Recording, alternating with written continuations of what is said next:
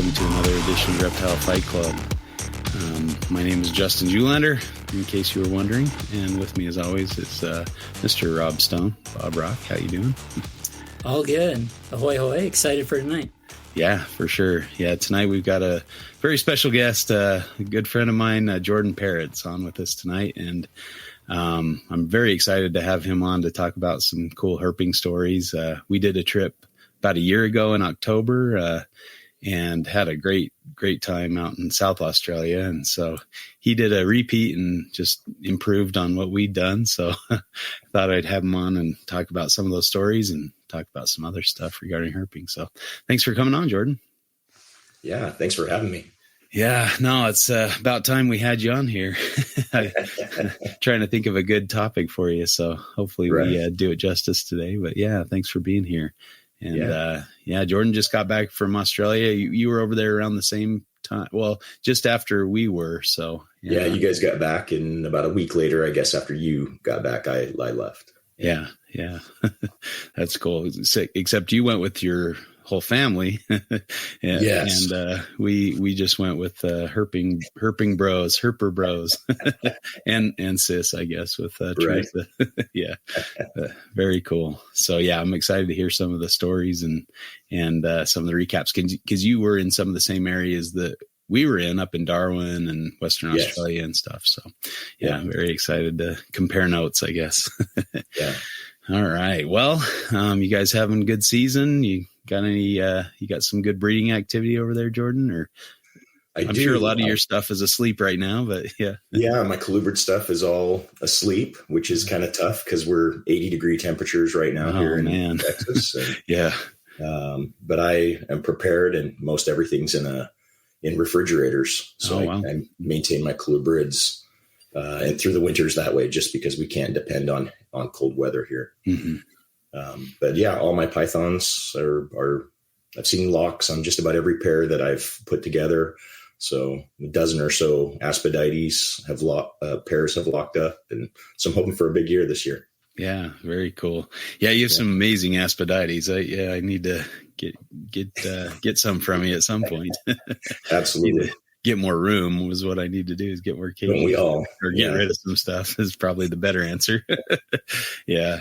But yeah, that's cool. I've drooled over some of your projects there, but I need to come out and visit you sometime. I think so my daughter just got back from the Houston area. And so I'm sure she's going to want to go back. So it'll be a good excuse for a road trip out to visit you. Absolutely. I'll just have her drop me off at your place and she can go visit all her friends. Sounds great. Yeah. She was really disappointed she didn't get to meat you. So yeah. She'll finally be able to meet you. So that'll be good. Perfect. Yeah. And I neglected to thank Rob last time we recorded after Christmas. My wife surprised me on Christmas morning with some really cool books, and I understand Rob had a hand in that. So thanks, man. That was really nice of you. No worries. I'm glad to hear it. Glad you got some good stuff. Yeah, it was pretty cool. I got the Bartlett book, In Search of Reptiles and Amphibians, and then the two-parter, the Handbook to the Snakes of United States. So I'm excited to jump into those a little bit.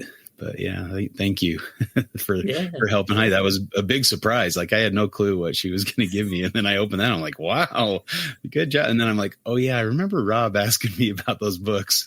So did you get those books? Yeah. Did you ever pick those up? So yeah, she employed Rob in her plans to surprise me. So I've got a really cool wife. Absolutely. Yeah. So I don't know. Do you have a good holiday, Jorden?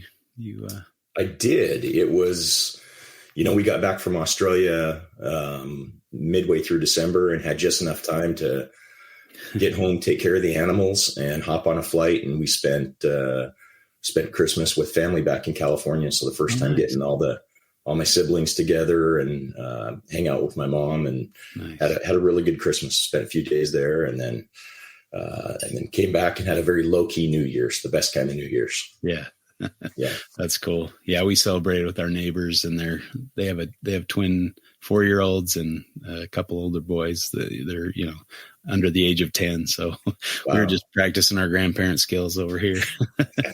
Yeah. My kids kind of came in and out and with their, boyfriends or friends or whatever. So right. It was a fun low key night as well. Good food, but cool. I hope you had a nice New Year's as well, Rob, and I'm excited for the year of the snake here.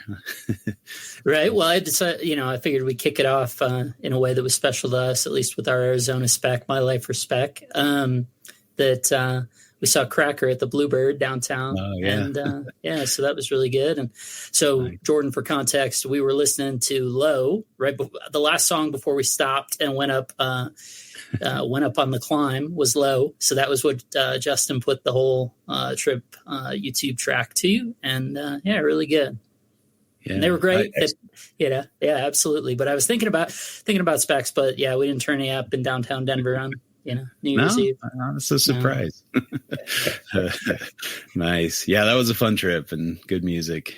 I mean, as long as Dipper doesn't control the radio, I think we'll be all right with good music. But right. When there's a lot of driving to be done, it's hard to beat having someone along that's got a good playlist and has good taste in music. So I got to say, I know I've told you this in person, but that trip, that was a highlight. We spent quite a bit of time in the car as we bounced all around South Australia.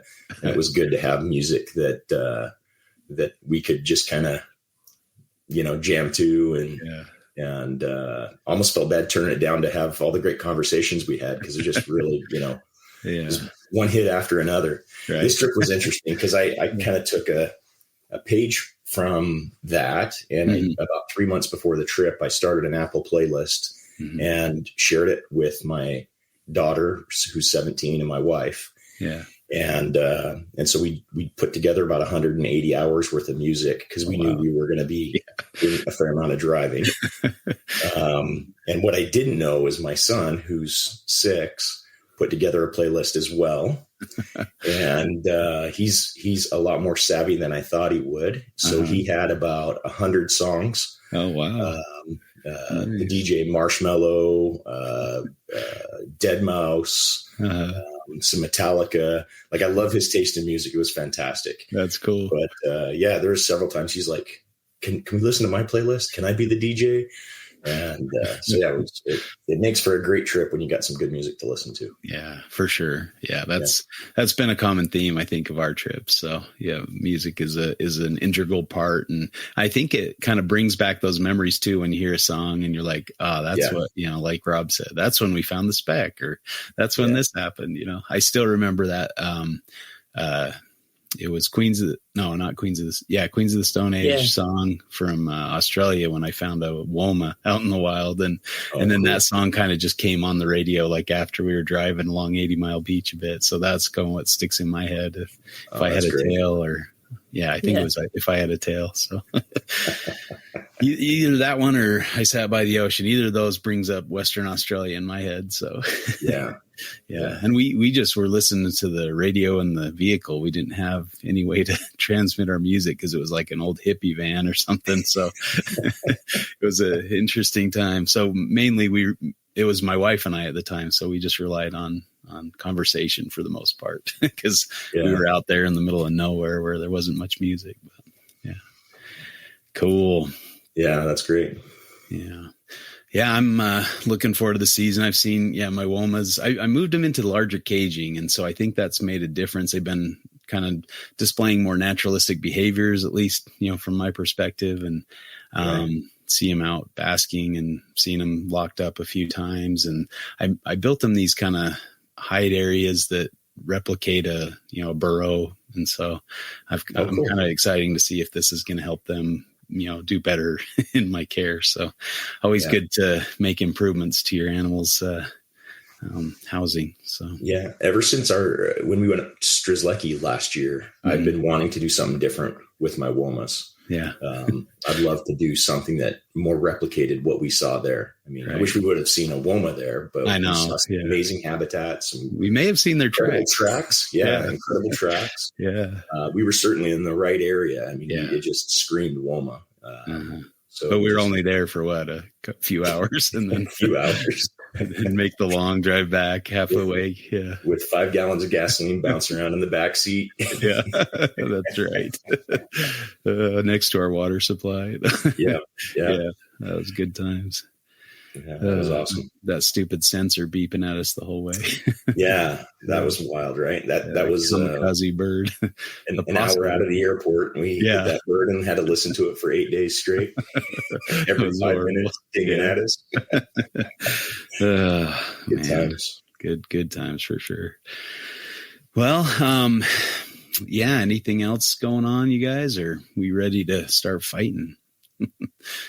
Let's throw punches. All right. So today we're going to talk about the pros and cons of herping with family. So Jordan should have a wealth of information after such an epic trip with his family over to Australia. And I know that Rob and I have both also done trips with our families, so we have some insight into that as well. So I guess we'll flip the coin between Rob and I to see who gets to battle with Jordan here. Now I've misplaced my flipping coin. What the heck? Where did it go? It's usually right here. Maybe some kids needed some change or something, but pardon the there they are. Okay. All right. Maybe this one will be properly balanced. We won't run into the same issues. There we go. Yeah, it's not my weighted coin. All right, go ahead. All right, tails. Tails. It is tails. So it's tails. Yeah. You want to battle, Jordan, or do you want to allow me the honor?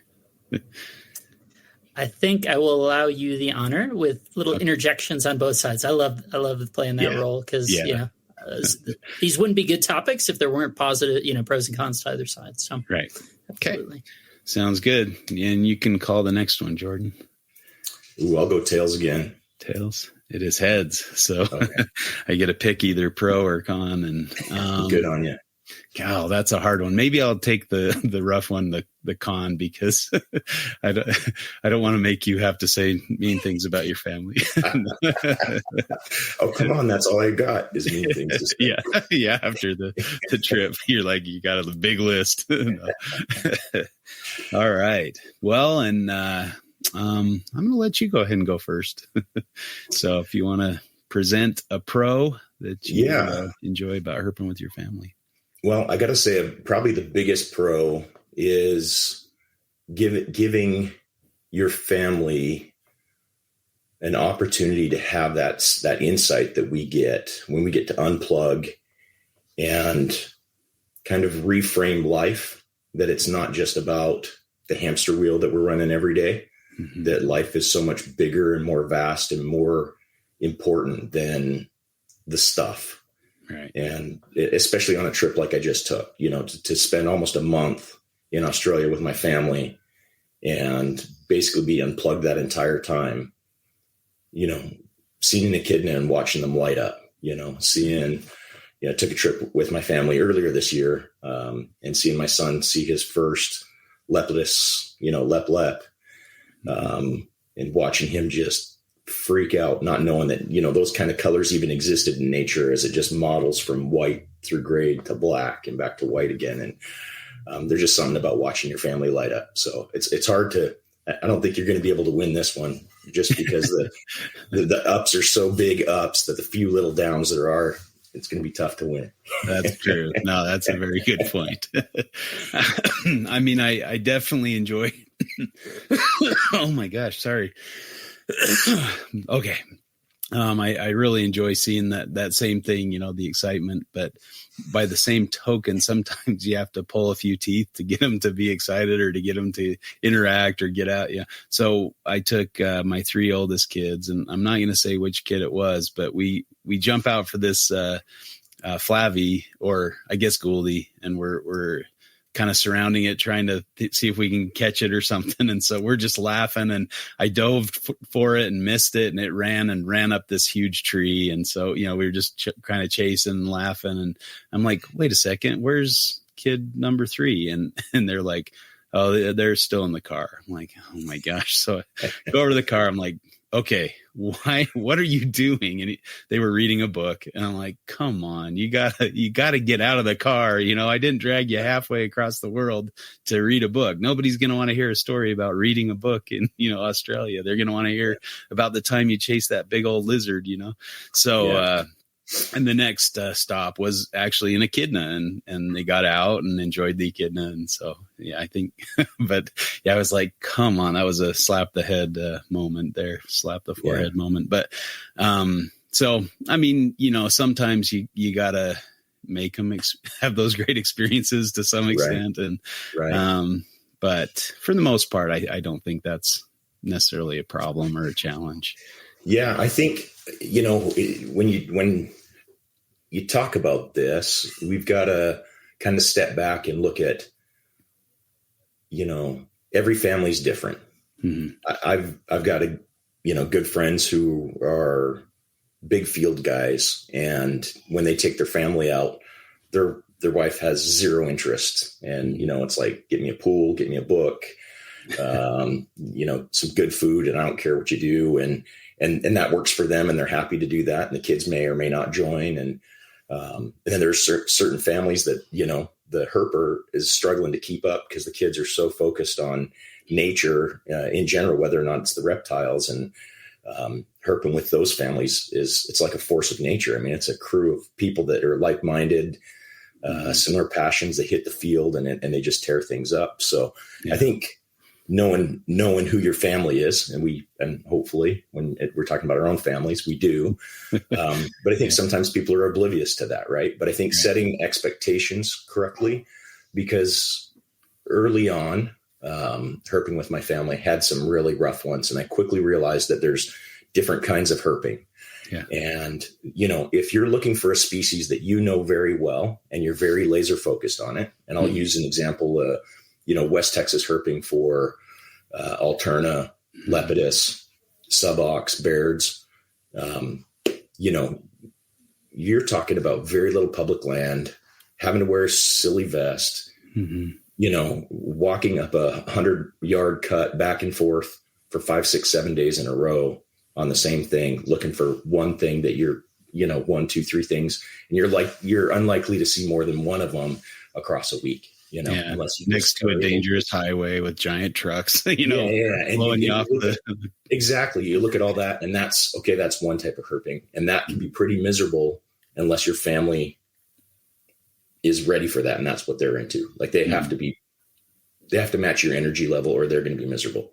Yeah, and that's tough to do. I don't know of, you go out there, and a lot of guys who are big Alterna guys are solos. You might. Even when I go with my friends out there, they're the next cut down, I'm at this cut, and then the other guy's up the next cut up. Mm-hmm. And we don't see each other. We check in every couple of hours. And then at 3:00 in the morning, we might go crash at the same place or sleep at the same rest stop under the stars or whatnot. Yeah. Trying to do that with family is, problematic at best. And I think that's, the toughest kind of herping to do with a family.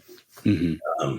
If you know an area really well, but you don't have a dedicated target, that's a little bit different, because being more general, you can take your family out and you can show them different things, and you're more likely to get the interest of the family if it's like, oh, hey, look, here's an echidna, or look at that amazing, an elk in the Glass Mountains in West Texas is an amazing thing to see at 2:00 in the morning, jump over a fence. You're like, elk in Texas? Like, that's crazy.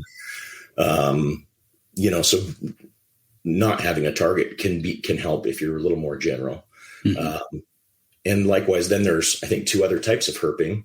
And that is if you don't know much about the area. So one is, the area and the species you're looking for and you're targeted. The other is you know the area, but you're not necessarily targeting a species. And the other 2 would be you are targeting a species, but you know nothing about it. So like my first trip to Australia, that would have been a crazy one to try to take my family to. And then the next one is you don't have a target, or you do have a target, but you know nothing about the area. So not having a target, not knowing anything, having a target, knowing the area, not having a target, knowing the area, and having a target. And those 4 present very differently to herping with other people. Mm-hmm. And I think a lot of what we're saying matches well between there's 3 types of herping. There's solo herping. There's trips with people where you're actually spending accommodation time, car time.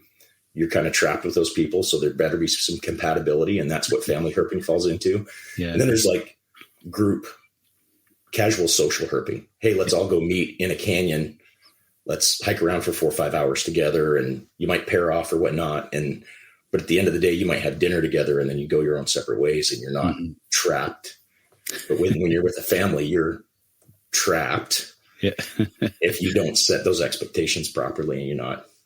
So I think the positive being there is you know your family, you can set those expectations, and you can choose the kind of herping trip so that it's fun, it's exciting, and it's fulfilling for everyone who's involved. For sure. If you're blind to that, which I was early on in the game, and I just try to drag them along on my trips, and those can be pretty miserable. Yeah, for sure. Yeah, I think I might have ruined my oldest for those kind of trips, and he doesn't go with us anymore. So I don't know. Hopefully he'll come around again when he's older, but we'll see.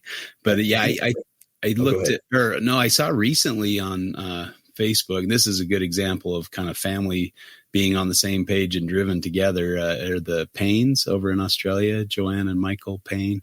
I'm not familiar with them. Okay. They just found a Spencer's monitor over there. So yeah, I met them over in Australia on one of the trips.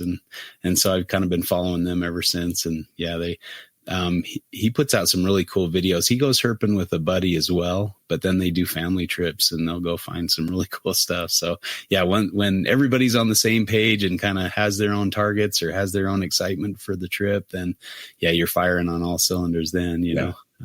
I think I agree. And I think a lot of my trips early on were kind of more selfish. Like I want to go here and I want to find this. And so I don't want, my family slowing me down or whatever, or, we're going here and we're finding this, or we're spending this time doing this, and that you have no say in it kind of thing, you'll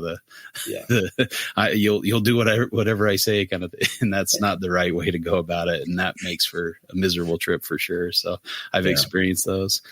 My first trip to Australia with Heidi was,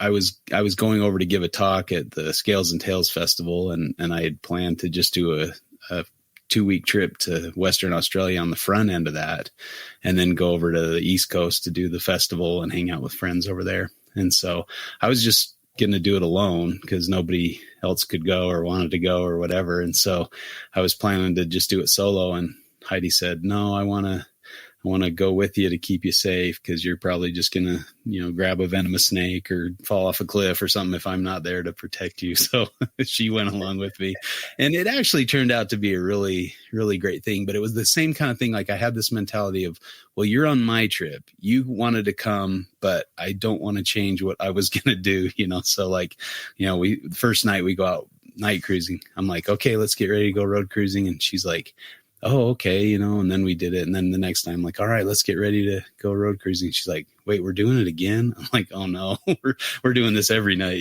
I think I've told that story a few times. So, but she actually turned out to be the best, one of the best road cruising companions I've had out in the field. Like she stayed awake and helped me stay awake and found spotted stuff on the road. So yeah, it was really great having her along.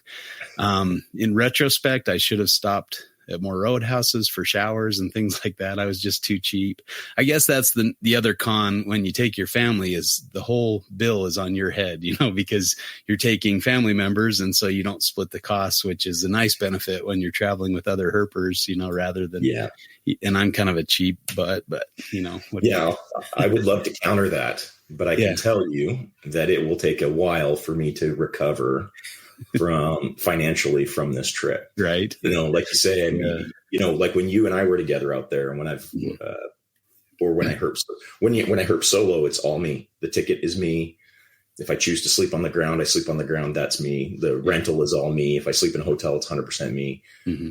Going with you and sharing that time with you, for some of that, we had a couple friends with us and split a place 4 ways, you and I splitting the rental, splitting gas, splitting, and all that. It's like half the price after you get there. You still have to pay full price for the ticket, but being in country's half price, that's fantastic. Right. But now I had to pay 4 times the cost for tickets. I had, and then going back to setting expectations, I wasn't going to have my family in the middle of the summer sweating in a tent after hiking, 5-6 hours till 1 o'clock in the morning and be like, surprise, we get to sweat all night long. And then we're going to get first thing in the morning and there's no food around and then we're going to go drive for 8 hours. Like that's, so it is very expensive, especially a destination adventure like that. Right. Yeah. And there's not a lot of places to stay either. It's kind of few and far between. So you get what you get, and it can be a little more expensive that way too, if you're out in the middle of nowhere, but yeah. And I'll give you some more ammo there. And Australia is maybe somewhat unique that way, but with food availability, if you're wanting to go grab a bite at a restaurant and they're open from 5 to 7 and the sun sets at 6:40, and you got 20-30 miles to go before you get to where you actually want to be. It's like, hey, am I going to hit the crepuscular animals and hit that magic hour and see everything? Or are we going to eat a crappy fast food meal and then still drive as fast as we can and miss it all, and maybe just catch the tail end of that magic hour? And, I learned early on that happy wife, happy life. And if she wants to eat, I find a way to make that happen. And I framed this trip as, because I'd been there before and said, hey, food is not very accessible. So, and I did a lot more planning this trip. This is something I learned from you, and I actually used your spreadsheet in putting stuff together because I don't herp that way. When I herp solo, I get to a destination and I follow the weather patterns. And so going with my family and be like, okay, gas station here, accommodations with shower here, but it giving you some ammo here, but I had to be a little more restrictive in how I herped. But in doing that, as soon as I had the preparation done, then we were able to focus on the fun and the experience as a family rather than the other, Right. And so it's different. I wouldn't say that that's necessarily a con, but you do have to, again, come down to setting expectations and planning a trip that is a family trip. It's different than going solo for sure. Yeah, definitely. And I think, for the most part, like you said, if you've been there before and you've kind of seen some stuff, and the area and you know what to expect, I think that helps you plan a family trip a lot better than trying to work it out on your first go around with your family. Like Heidi and I were driving across Western Australia and, it was like a gas station came up and the gas prices were insanely high. And I'm thinking, I'm not paying that. I think we can make it to here. And, and then like by the time we're close to the place, we're running on fumes. And she's like, pull over and call. This is going to be the last chance that you pull over and call the car service and they'll come, so and then somebody came and brought us gas. And I'm like, oh man, I felt so dumb. I'm like, okay, if there's very expensive gas, it's because it's the last gas station within however many, a tank full miles away. So. But you learn some lessons the hard way that way. If you're going to an area and you've never been there, or you don't have a detailed plan, finding out where the different food or gas or whatever stops are can be a lot more miserable with your family as compared to being solo. Like if I got stuck on the side of the road, I'm okay to hitchhike and, buy a gas can and go back to the car or something, like it's the heat of the day. We weren't doing anything anyway. So, but yeah. That's completely. And now, I know we went to some similar areas that you and I went, and while we were there, you made that comment several times, like, "Oh, I want to bring my family here," and I had the same thoughts too. Like, this would be a really cool place to take the family, and so I want to hear one particular experience that was really exciting for me to hear. So, if you would mind sharing that, So. I guess it all starts with your most recent book, the second edition Carpet Python book, right? Yep. And the cover shot of that book is just one of the most incredible animals I have ever seen. And last year I was actually planning on doing my family trip last year. Mm-hmm. And you and I were talking, you said, hey, I'm going to be down there and I'm going to be in South Australia, not far from when you're going to be there. Do you want to, swing by and herp with me for a week? And I was like, that sounds like a blast. And so I was talking to my wife and I was like, I can't really juggle the 2 trips in a row. And she says, well, I don't know that I'm quite ready for us to do a big family adventure right now. Anyways, let's put it off till next year. So it worked out perfectly, right, for you and I to go. Yeah. And you saved my bacon too, because I was planning again to be out on my own for a couple of weeks, and that would have been pretty monotonous. Some of those drives were long, and it made it a lot better to have you and some tunes and good conversation for sure. Yeah, that's not a trip I would replicate the way we did it solo, and it was amazing together. So that was one of the best herping experiences I've had. That was really fantastic. So I really appreciate you inviting me along, and I didn't know really much about those Flinders carpet pythons. Those Flinders ranges animals are absolutely incredible, and the gammon ranges as well. Mm-hmm. And so when we went there when I first saw your itinerary, right, and you had everything down there, and I started looking up these places, and it's a part of Australia I had never really looked into because I'm a big Aspidistes guy, and guess what? There isn't any of down there, right? Exactly. And so for me, it just wasn't something I'd looked into yet, but it was a great opportunity for me to experience part of Australia that I knew you were passionate about that just wasn't on my radar. Like it's such a big, vast area that we could herp there 3, 4, 5 times a year for the rest of our lives, and we'd never see it all, right? Like it's just a huge place. And so for me, it was like, okay, well, this is a good opportunity for me to go and see things that I wouldn't plan a trip around. And seeing the snake on the cover of that book and saying, wow, I have an opportunity to maybe see that in the wild was huge. I was like, that would be incredible to get that in front of my camera. Well, and I will say too, that was the only reason that I was planning on going to South Australia was to look for those snakes, to try to find that python, and everything else was just kind of like, I found out, okay, there's these other cool things too, but that was the primary objective, was to find that python. And of course we failed on that, but had a good time looking. And I was really kind of same as you. Like, I'm like, this is a cool area. Like, even without finding them, I was like, I fell in love with South Australia. I was not expecting it to be so cool, I guess. It was absolutely incredible, wasn't it? Yeah. And that photo by Matt Somerville of just an absolutely incredible animal from an area that you and I immediately were just like, wow, it was kind of this perfect place that is like, I could see myself coming here time and time again.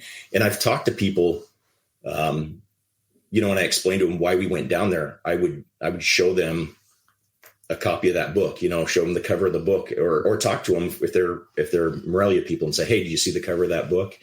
And I'd say, yeah, that inland carpet that's on there. And they're like, that's not an inland carpet. They just don't look like what we have as inland carpets here. Right. Yeah.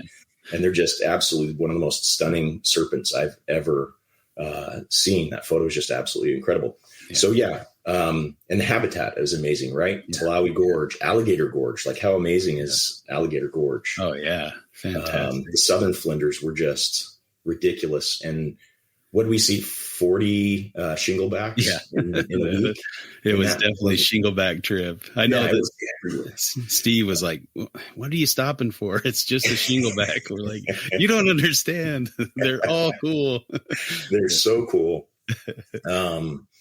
And just everything about there. I mean, what we saw, 2 snakes total in our entire time down there. Yeah. It's not a very snaky place, but it really makes up for it with the geology, the geography of the place and the way those mountain ranges come together. And the mammal diversity is incredible. The invertebrate diversity is ridiculous. That one cockroach we found there, I still have not been able to get a good ID on it. Okay.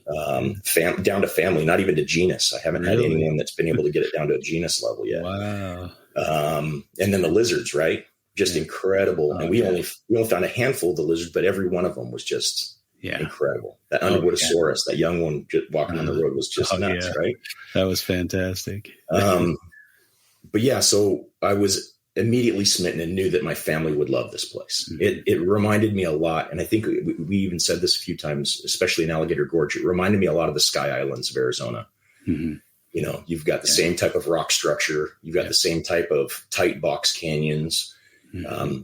And I love that. My first trip to Australia was North Queensland, and I don't know how to hunt rainforests. I mean, I know a little better now. But my first time there, I'm like looking around. I'm like, I don't know what I'm doing. I feel a lot more comfortable in a desert than a. Yeah. And so I was like, show me some rocks, show me some, you know, I need something that's familiar. And South Australia, I just feel like it's home. Like, I don't feel like I need anyone to help me. Yeah. I mean, don't get me wrong. I love any bit of input anyone wants to give me, and I'll soak that up. Yeah. But I know how to hunt that kind of terrain. Right. Yeah. And I know that my family would appreciate the cooler nights of the desert, dry, right. Mm-hmm. It's a lot more comfortable to hike around at night in. And then the heat of the daytime where you can compress reptile movement. So you're not having to hunt 24 hours a day. Yeah. You know, you've got the crepuscular windows that are going to be really exceptional. So great for family stuff because you don't have to herp 24 hours a day. You can herp 3 to 4 hours a day and see tons of stuff. Right. And you can spend the rest of the time in pools and casual hikes and just appreciating each other's company. Mm-hmm. But yeah, to the story, we got a really nice place in the mountains where we could just kind of hang out, grab some good food when we wanted to, and then have a couple of good hikes. And our first night out, we found 7 echidna, and I was just hoping to see just one echidna, right? They're so amazing, and wanted to show my family that. And the monotremes, if I wasn't a big reptile guy, I'd be nuts for monotremes. I just think they're the coolest thing ever, right? Like, yeah. Their lower body temperatures, the fact that they lay eggs, the fact that they don't have teats but are still milk, you know, still mammals are still producing from mammary glands. Just everything about them. The fact that their bill predates the evolution of bills in birds. Yeah. You know, just everything. The bill on a platypus, of course. Yeah. Just everything about the monotremes, I think, is just really cool. So getting a chance to see not 1 but 7 of those was really neat. Yeah. Although the ones we saw were kind of a disappointment because we heard something big moving around. I'm thinking, carpet python. And it was echidnas. I'm like, dang it, echidnas. Those were some long nights of hiking, you know, and then, hearing that noise, I was like, what is that big right here? You know, and it wasn't like anything in the like a mammal marsupial family bouncing around, right? It was definitely kind of pushing its way through leaf litter. So sounded awful lot like a python. That was disappointing, but only because it needed to be a python. Exactly. That's the only reason it was disappointing. Yeah. But seeing those was a real highlight for the family. Cool. And then we saw a huge Underwoodosaurus, which really, for my daughter, you know, she breeds the New Caledonian stuff. She has a large group of lychees. And so for her to see a large gecko in the wild was really neat. And cool. Initially, I actually thought it was a python when I first saw it because it was this yellowy orange head sticking out of a crevice. Yeah. I saw the eye shine from about 20 meters away. Really? And then the head went down and I couldn't see the body. I could tell that there was like kind of banding or something, and then it disappeared in another crevice. And it's like so far away that I couldn't tell if it just pulled its body into the crack or if it was a short animal. And it wasn't until I got up to it that I realized that it was just this big gecko. And so that, my heart stopped for a bit there. But that was incredible. But there was no snakes that night. Mm-hmm. And I just assumed that the South Australia part of the trip was going to go just like ours did. For the most part. Tons of hunts and spiders. You know, we saw the yabbies, and anyone who's into crawdads, man, there's something about those Chirax destructor, right? Like their names are even cool. That's a cool name. Blue crawdads, right? And my son, he's like, Dad, I don't want to call them yabbies. That's a horrible name. He's like, please don't call them yabbies. And he'd get mad when I called them yabbies. So I said, their other name is Chirax destructor. And he's like, oh, that's cool. So he was calling them destructors. I thought that was really neat. And then we spent the next day, we went to the Burkina Gorge and the Ediacaran spike. You and I didn't go there, and I didn't realize it, but it's the type locality or the type section for the Ediacaran period, which was the first geologic period in 120 years to be acknowledged and declared by geologists. And that was just in 2004. Oh, wow. So it's really cool. We went out there, and me and my son are big into dinosaurs. Well, my daughter as well. Yeah. And so it was really neat to go out there and know that was a historically for paleontologists and stuff and geologists, that was a big deal, and to see that type section of geology there was really, really neat. I wish I knew a lot more about geology. I'm just blown away when I see stuff like that. So yeah, and Australia is like geology everywhere, like really cool geology. Yeah, not everywhere you go. Yeah. And then later that day, we had a good dinner, and then it's like, all right, let's get out, let's get some herping done. The sun's going to start dropping. It's time we can see stuff. Yeah. So we get to this trailhead, and we're getting our packs strapped on. We've all got our water bladders. We're making sure everyone's good to go. And my son says, "Dad, when are we going to go snaking?" And I said, his name is Jackson. I said, "Jax, but at any second we could look up, and on this trail, you could just see a 6-foot python crawling across it." And I said, "Like that one right there." And literally right in front of us, we hadn't even stepped off the trailhead onto the trail itself. And there's this almost 7-foot long Morelia perfectly stretched out across the trail. And I just, my jaw dropped. I was just floored. And it was every bit as pretty as what I had expected from the picture on the cover of the book, right? Like it was just the same colors, everything about it just was like, wow, this is exactly what Justin and I were looking for. So immediately I grabbed my phone and I tried to text you right that second. I hadn't even taken a picture of it, aside from I shot a video as I walked up to it. Cool. And then I text you,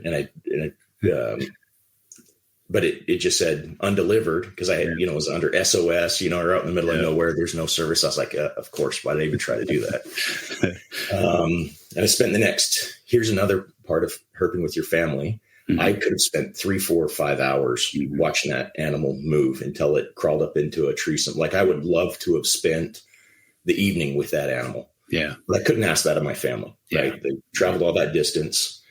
And so I got my photos, spent probably half an hour with it, got the big boy camera out, snapped some shots. Nice. And then we let it just crawl on its way, and we, continued on our evening. Yeah. And the whole time I kept looking down going like, it'd sure be nice if I had some Wi-Fi signal, because I know Justin would love to experience this, right? Just send him a couple of these pictures. I know he'd be impressed. And I almost felt like I robbed you. I know this was like, you were so passionate about it, and you invited me, and we went down there and got skunked. And so for me to go there and have that family magic play its hand and just find exactly what we're looking for was incredible. Right. But we hiked several miles. We get back to the trailhead. We get back to our place. We sleep. And the whole time I don't have any Wi-Fi, no cell service, you're just in the middle of nowhere. Yeah. But I could not sleep, because the whole night I'm thinking, because I know that you had the coordinates of where that original snake was found, and we weren't too far from that, but that certainly wasn't an expectation that, that meant anything other than we were in the right area. Mm-hmm. But I was like, there's something about that snake that it just was so familiar. And I just kept telling my family, like, this thing could be related to that snake that was on the cover of the book, that I was telling them about for months before we went down there. This is what we're going to look for a few days. And the sun comes up. I've not been able to sleep all night. I'm so wired about that find. Definitely one of the top 5-10 finds in my life. Mm-hmm. And so I'm like, well, I'm gonna go down to the park headquarters, and which wasn't too far away from where we were staying, and they've got Wi-Fi down there. So I went down there, and before I called you, I threw it up on Google. And I was like, I wanted to download the picture of the book and compare. Yeah. And wouldn't you know it, it's the exact same snake that Matt Somerville photographed 5 years later. Like, the feeling was just ridiculous. That's so wired. Incredible. Yeah. And separated by 7 years. That's when 5 years. 5 years is when I talked to Matt. He says it's about 5 years. Yeah. Okay. Yeah. Yeah. Yeah. It's crazy. Yeah. And I swore you to secrecy because I already planned to meet Matt. I'd never met him in person before, but was going to see him in person 2 weeks later on our trip when we finally got up to northern Queensland. Yeah. But yeah, I called you as soon as I saw that. It took me a while to catch my breath, and then dialed you up, and I was like, Justin, not only did I find one, it's the one. That was such a cool call to get too, because I was just so excited, just to know that it's still out there, and that my buddy found it. That was just so cool. Yeah. And with his family too, that's it was wild. And my wife was hugging me like all night. She's like, I know you're so excited. That was such a cool thing. I know this is so big for you. That's and cool. So that kind of goes into the positive, right? They got to see me super passionate. I mean, acting I don't think my son seeing his first echidna or the first monitor we found or any of the other stuff, I don't think he got as excited as I was about that. So letting my children see my passion and to see that, and not just something that I'm interested in and like I'm like a crazy person driving out and hiking through the middle of nowhere all the time, but to see me find what I was looking for, exactly what I was looking for, and light up. Right.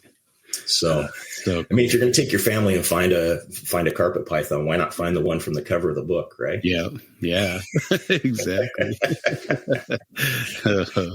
Well, I guess Heidi kind of did the same thing for me too, because we were supposed to be, it was the tail end last day of our trip in Western Australia, and we'd gone through this area and there were several DOR southwestern carpet pythons, imbricata, on the road. And I thought, this is the place where we're going to see one. And I said, I want to stay till dusk. And she's like, what? No, we've got to be down at our friend's house in Perth. and I'm like, I know, but I just got to give it a shot because, when am I going to be back here? Well, it turns out the next year, but, so she said, okay. I said, give me a half hour after sunset. And that's all I'm asking. And so we, and sure enough, this big, beautiful Southwest carpet python was coming up onto the road. Gorgeous animal, just the perfect example. And I'm like, and she saw how excited I was and how much that meant. So I think the same kind of thing, she's like, okay, that was worth it. I was just glad it happened. And I think it's part of that family magic where, I don't know, I'd be hiking with Heidi, and this is more to your side, of course, but hiking with Heidi in some gorges, and she's like, we got to get out of here. It's getting dark. There's going to be these venomous snakes coming out. And I'm like, nah, this is a well-traveled trail. We're not going to see one. And around the next bend, sure enough, there's a mulga crawling out for its evening routine. And she's like, there's one. And I'm like, I got to show her like, okay, watch this, and I'm videoing and taking pictures and all sorts of stuff. And she's like, don't get so close. And I'm like, okay, watch this. And I stomp my foot and the snake looks up at me and takes off. It's like, didn't want to have anything to do with this. I'm like, that's what they do. They don't want to interact with us. Oh, okay. So it kind of made her feel better about it. Although we were coming, we missed our turn out of the canyon and we went a little further and she's like, we're lost now. And then she saw another one, another mulga. And I'm like, oh my gosh, you are like a magnet for these snakes. I got to herp with you more often, So yeah. And then we got back up to the parking lot and we were headed for the car, and ringtail dragon or something ran through the underbrush and she about crushed my hand. She was like, oh no, it's another one. I'm like, honey, it's a lizard. Release the death grip. Yeah. But that was a good time. Yeah. Good memories too. Yeah. Yeah. Great memories. And I think that's another big positive for taking your family with you, is letting them know what it is that you do. Yeah. I know that most Americans think that Australia is the place where everything's trying to kill you. Yeah. And the reality is after you've been there, it's the safest place I've ever herped in my life. Right. I've never felt more comfortable than when I'm in Australia, because the reality is where else can you herp that you're at the top of the food chain? Mm-hmm. As long as we're not talking about the top end within 50 yards of water, right? 50 feet of water. Yeah. Australia is just a magnificent place with incredible people, so much public land and incredible diversity of everything. And to let your family see that and see why you're passionate about it. And it's not that you're an adrenaline junkie that's doing this and that, whatever. Mm-hmm. And, for those of us with kids and kind of getting on in life, and people think you should be slowing down. And then they hear you're going to Australia and they think, what are you going to do next? Wingsuit jump off the Swiss Alps? And it's like, yeah, you totally are missing the boat. Like it's herping West Texas and the Skylands of Arizona is, I would think, orders of magnitude more dangerous than herping most of Australia. Yeah. And because what's the most dangerous animal on earth, right? It's people. And there's just no people in Australia where we go. Yeah, exactly. And the people that you do run across are, some of the best people I've met on earth. I just can't say enough about the people down there either. So that, I think, is a huge positive for our families to see what we do and see that, well, Australian animals might have the capability, more animals have the capability of doing great damage. You really kind of have to be here, hold my beer, watch this type of mentality to get yourself in trouble in Australia. Right. Keep your hands off. Don't put your hands where you can't see them. Yeah. And don't swim with saltwater crocs. And if you do that, you're coming home. Yeah, exactly. Don't swing over a stingray either. That might be. Yeah. Don't want to swim over top of those. I hear that's dangerous. I've heard the same. Yeah, but that's. I think that excitement that you can share with your family, and then those memories. And, I think there is different views and things, because I remember coming home from the trip with my kids, my 3 oldest kids, and I said, what was your favorite part? And they said, oh, hanging out with, the Kuligowskis or the Birches or whatever. I'm like, we went all these cool places, and that's what they loved. I mean, they consider him like second moms or, that second dads kind of thing. And they just loved the friends that I had over there and just had such a great time with them. So they, after we got back, they were talking about moving to Australia. They just loved it so much, and the people are a big part of that. So yeah, that's cool. So I was a little disappointed. And I'm like, come on, guys. I showed you, all these pythons, and didn't that mean anything? Yeah, I remember in the late 80s, I think it was, my brother was, I've got 2 brothers, and it's the middle brother. And we were herping, Dad and my brother Stephen and I in Anza Borrego. Yeah. And we I think had a 7 rosy boa night. It was probably a 50 snake night. There was just rhubarb everywhere, lyre snakes everywhere. Like, it was just one of those incredible nights. It was crazy. And we get home, and my brother was pretty young at this point, and my dad says, "Tell Mom what we saw." And my brother says, "We saw a deer." My dad's like, not the rosy boas, It was pretty funny, but it is interesting to see what captivates, what catches, and that's, as we're talking about that, I think that there's a spectrum of herpers, and I think we all find ourselves at a different point at different times in our life from, whether it's, I grew up in Southern Canada catching garter snakes by the creek, and, you keep them in a box, and, hopefully they live for a while or they escape, and it's not too far to the nearest creek with leopard frogs or whatever. But, you kind of start off and you start getting into something, you kind of have some laser focus, and you start a little bit of Dunning-Kruger gets in there, right? You think that you're the snake person. Everyone calls you the snake person. And you're just so focused on that, and taking people herping with you when you're that person is not going to be fun for anyone. Especially your significant other, and your families, that person is not fun to be around. But I think it's more important as you get later on in the stages to take those people under your wing and help open up the world to them. Right. Mm-hmm. And then from there, you get to these people, we go through a phase where you start getting a lot of knowledge about your local area. And about stuff. And that's a little more fun. But at that point, there's still a lot of ego involved, and people are usually gatekeeping a lot of information about their area. And then as those people progress, and I think unfortunately it happens when you start getting a little bit later on in life, for a lot of people, but you become this generalist, a kind of a holistic herper, I like to call it, where you're as enthralled with the pine tree you just walked underneath. And you notice the Quercus species that as you're hiking through the Sky Islands of Arizona, and you start making connections between, you used to think I'm just a reptile guy. And when you come to realize that it's almost as, if not more important, that you understand the rock structures, that you understand the plants, you understand the invertebrates that you're seeing. One, it's a great distraction when you're struggling. Yeah. Two, right. It tells you exactly where the animals are and what they're doing, why they're doing it. You stop grabbing every snake that you see and you start herping with your hands behind your back, walking at a slow pace, stopping every 10 steps, and just absorbing nature. Mm-hmm. And if you ever have an opportunity to herp with someone like that, it's just an incredible experience. And I remember the first time I really had that epiphany was herping with Robert Hansen. Mm-hmm.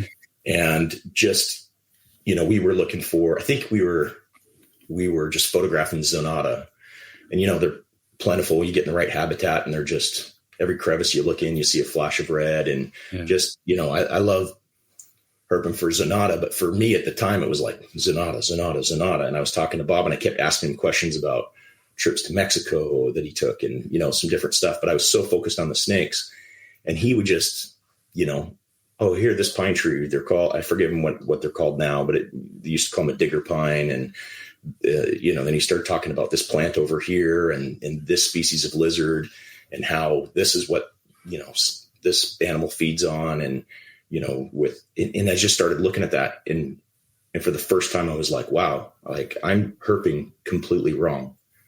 You can find a lot of snakes that way. Yeah, that's true. Yeah. You can find a lot of snakes without doing all that, but when you have that, it's like, I don't know how to explain it. It is a whole nother ball game. And I had an opportunity on this trip to herp with Tony Bright. He is an incredible herper. He's got some friends in the U.S. He's an older gentleman, but just a wealth of knowledge. And him and I herped Mary King Cross National Park in southern Queensland. Mm-hmm.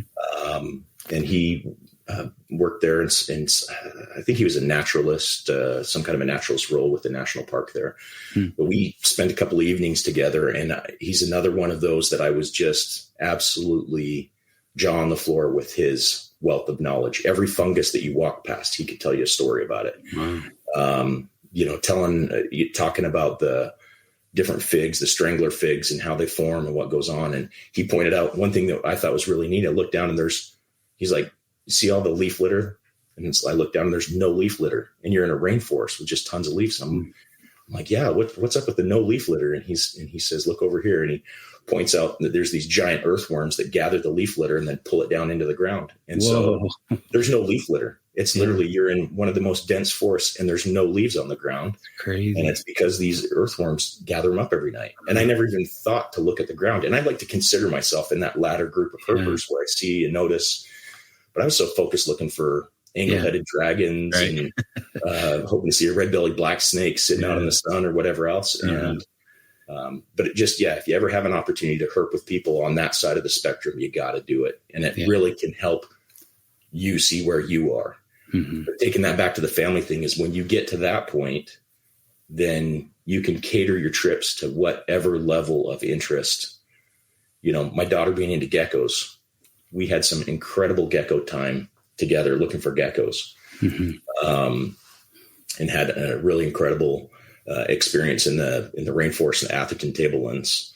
I don't think I've told you that one yet, Justin, but had a real incredible experience there. And then with my son going out to the black soil region around Winton and Longreach and looking for Spencer's monitors and finding blackheads and the amount of the fossils and stuff that's out there, and to share that with my son. And we went to the Australian Age of Dinosaurs and got to spend time with watching a real paleontologist, going after cleaning up these fossils and talking about it. And it was just a really great experience. But when you have that breadth of knowledge and breadth of interest, then you're going to be so much more relatable to your family, and you can make sure that they have that experience that they're looking for.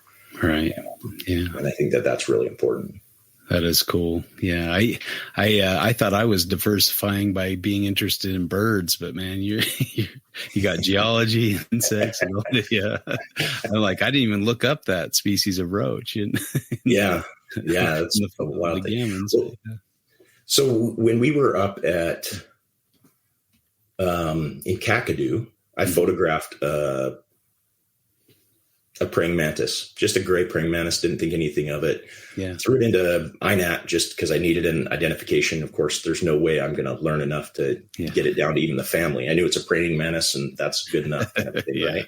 Exactly. But I put it in there as just a general praying mantis, and it comes back and several things down, and people are saying, they're like, I was trying to compare it, but there's no photos of an adult male of this species ever. That might be the very first time one's ever been photographed. Wow. And I was like, wow, and I had something similar like that happen when I was in Canada. I photographed a moth that had never been found in Canada before, and had several people reach out, including the, one of the big insect people for the province of Alberta, reached out and wanted all the details on that. And I was like, hey, it was just a butterfly that landed on a plant in front of me, and I had never seen one before. So I photographed it just to get an ID, Yeah. So it's neat to just be aware of everything that you see and take note of it. And I think tools like INAT are too much maligned, oftentimes by people who consider themselves like dedicated herpers. Yeah. But at the same time, I think there's people who lean way too heavy on it.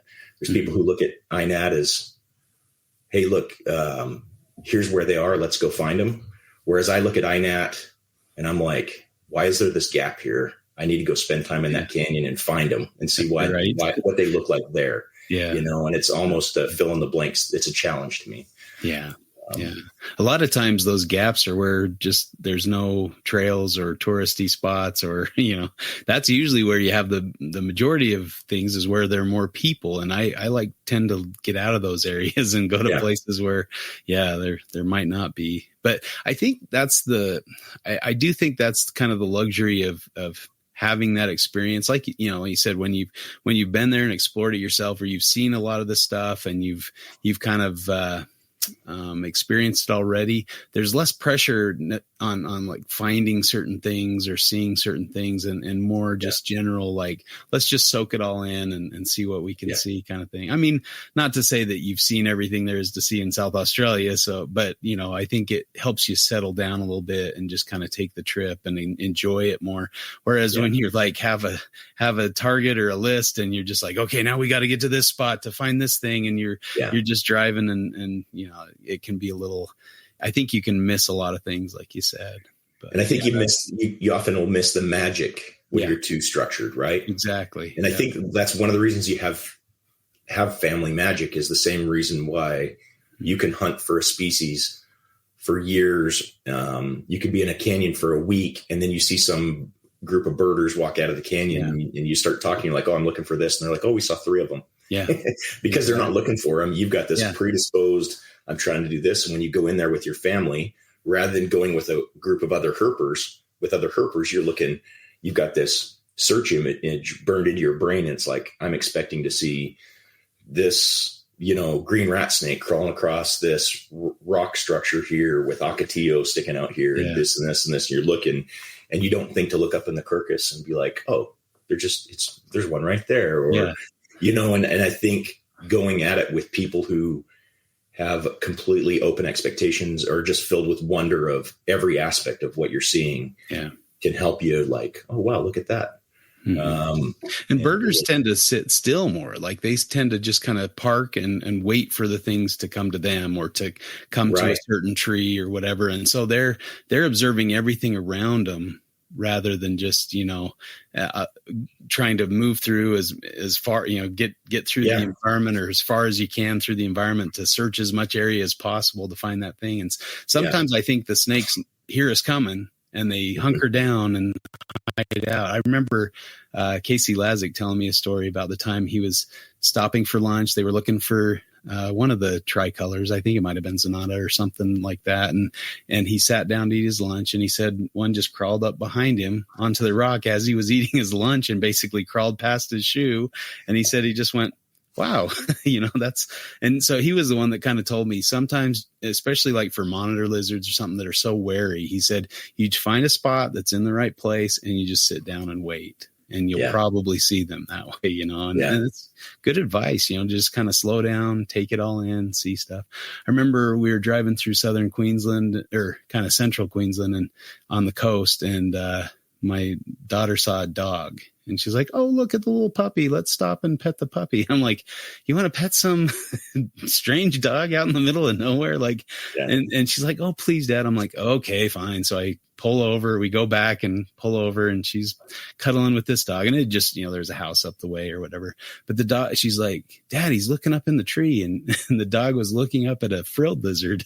And she's like, Dad, there's a huge lizard in the tree. I'm like, oh, that's a frilly. All right. Because I wanted to show the kids a frilly. And if we wouldn't have stopped for my daughter's, wanting to pet a dog, we wouldn't have never have seen the frilly, Yeah. And so I climbed up the tree and brought it down. We had some fun videos and some, fun times of the frill crawling up me, and trying to attack the video camera and stuff. It was a blast, and we just wouldn't have had that if I wouldn't have listened to my daughter, again, that family magic. So yeah. Sometimes that you just listen and follow their interests, even though, I'm like, oh, we got to find this in this area kind of thing, Right. Yeah. Well, and even Justin, so that your story, Casey and the Zanata, all that reminds me of when Eric and I were out there with Brandon in the spring. And I actually, so sort of family magic from afar. So I'd gotten a call. They had taken the dog to the vet for, a regular checkup or whatever, but there was some tale of woe to come out of it. And so they had called me and I had service there or whatever. And we'd been looking for Zanata in a usual place, not the place that Justin turned up our lifer. But anyway, so I'm on the phone. I wind up 50, 100 feet behind the other guys. I'm walking back down the trail, and one did crawl right out in front of me. We hadn't seen anyone. We're out looking and all this stuff. I'm on the phone, and I'm like, oh, hey, guys, you don't want to see the Zanata? Just literally crawled out right in front of my foot. I can't tell you how many times I've had that play out with pyros. And we joke amongst a group of friends of mine that have spent a fair amount of time looking for them, that you want to be the last person in the group walking down a trail, because the first people will kind of spook them and get them going. And if you lag just a little bit behind them, oftentimes see them because they'll kind of hold position or be tucked in. And as soon as they feel the footsteps go away, they'll kind of try to get away a little ways off the way, and you'll see them that way. And a couple times, one time in particular, I was in a canyon and was so excited because I'd already got a Willardi, Price Eye, and Lepidus. And I was like, man, we just need to knock a pyro out. And, we'd have all of it like right here in one morning. Right. And it was maybe an hour into herping. We'd already ticked off all of them, right. All the montanes. That's cool. and I'm starting to get like almost neurotic about it. Right. It's like, we got to find a pyro. Like I've got to have this story to be able to tell if I'm ever invited on a podcast 20 years from now, I'm like, I got to find a pyro. And so we come down we're down where the Willardi are, where it's a little more riparian, a little more wet. And I'm like, well, I want to get to where I've got a little more southern exposure. And so I'm trying to kind of trek through this area. And there's a lot of trees that are down, kind of typical, like I say, Willardi habitat. And I stepping over a log, and my wife goes, there's a snake. There's one right there. There's a snake. And I'm like, where? And I'm looking all over, and she's like, it's between your legs. Well, I'm straddling a huge pine tree. And so I can't see that there's a snake between my legs. And I don't know, is it a Lepidus? Is it Willardi? Is it a Price Eye? Like it could be any of those. Yeah. And I'm like, what snake is it? Like, what do I need to do? And she said, and I just kind of lifted one leg and kind of come over, and she's like, it's a mountain king. And sure enough, there was this huge pyro, like just a big old bomber pyro. Yeah. And I reached down and picked it up to move it over where I could photograph it. And it just bit the crap out of me. And my hand swole up like it was a venomous bite. I must have had oils from various plants or whatever on me that just interacted, but that's one of the worst bites I've ever had in my life. My head was all numb and swole, was all messed up for a while. But you didn't care much, I'm sure. I didn't care, man. I was so stoked, to get that fourth one all in the same morning. So that's cool. But yeah, there's something about seeing that tricolor flash that's, makes it memorable, right? Right. Absolutely. And the conversation, it kind of trended in this way. I know this gets us a bit off topic, but it had come up. Are you, Justin and I have talked about this a lot in terms of going fast or slow. And he alluded to that previously, right? So if you're in that habitat, especially on a trail, if you're going quickly or slowly or whatever. So last spring in Utah, I was going, we hadn't seen anything. We're on this time crunch and I'm like, okay, I'm just going to burst it to the end and come back. Meanwhile, the rest of the group's, again, to your point, Jordan, maybe 5 to 10 minutes behind me. And in the middle, there was a mating pair of Utah infralabialis right in the middle of the trail that it just, obviously they weren't there. Not least I would have stepped on them if they actually were there. But the group calls me back and, walkies me and says, hey, what, you didn't want to stop for the mating pair of pyros? And it's like, well, they absolutely weren't there. But yeah, I don't know if you have takes on fast, slow, or if the answer is the mix. And maybe that's kind of the thing, right? Is you get someone who's kind of the rabbit, so to speak. I think it comes down to, what type of a herp trip is it? If you're looking for something specifically, that's a different answer than if you're just looking for everything. Mm-hmm. If I'm very much looking for one thing, I might go quickly in habitat that's marginal to, poor and get to where I think it's good. And then I will take my time. And like I said, one of my favorite ways to herp is take a few steps and then stop, like an uncomfortably long time, and just watch and listen. And, we being herpers, you guys know this, but you'll find as many snakes listening as you will seeing. I mean, they make noise as they move through the leaf litter. And so just paying attention to what's around you and taking that time seems to pay off for me more than going, but I go quickly from spot to spot to spot and then take my time when I feel like I'm in good habitat. Mm-hmm. And again, that's if I am looking for something specific. But if I'm looking, and this is what I love about Australia, is there's so much. And Justin, I remember you said, hey, I'm super willing to help you out. Find anything. Just let me know what's on your list. And I was like, I appreciate that. Yeah, I'll get you a list. And I started putting a list together. And it's like, well, basically I want to see everything. Yeah. Right. It's like, so it's not even worth me saying that to you. It's like, we want to see it all. And when that's your target, then you just take your time. It's almost take a step and then just by osmosis, take it all in. Right. And then what did you see? Wow, I saw huntsman. I mean, we must have seen 15 huntsman species, It's like a different looking huntsman. And then take another step. And what do you see? And here's this armored cockroach or a pie-tin beetle, something that looks totally alien. You take another step. And, like I say, it's the first male, praying mantis that's ever been photographed, adult male. And you take another step and when you can herp at that super slow pace because you're just excited to see everything.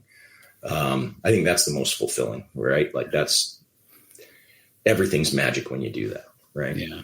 And it is nice. I mean, I think that takes the pressure off a lot too, when everything's on your list, then anything you find you're excited about. And I think that was kind of the trip to South Australia. Although, I will admit that carpet pythons and maybe some Nephurus were high up on that list.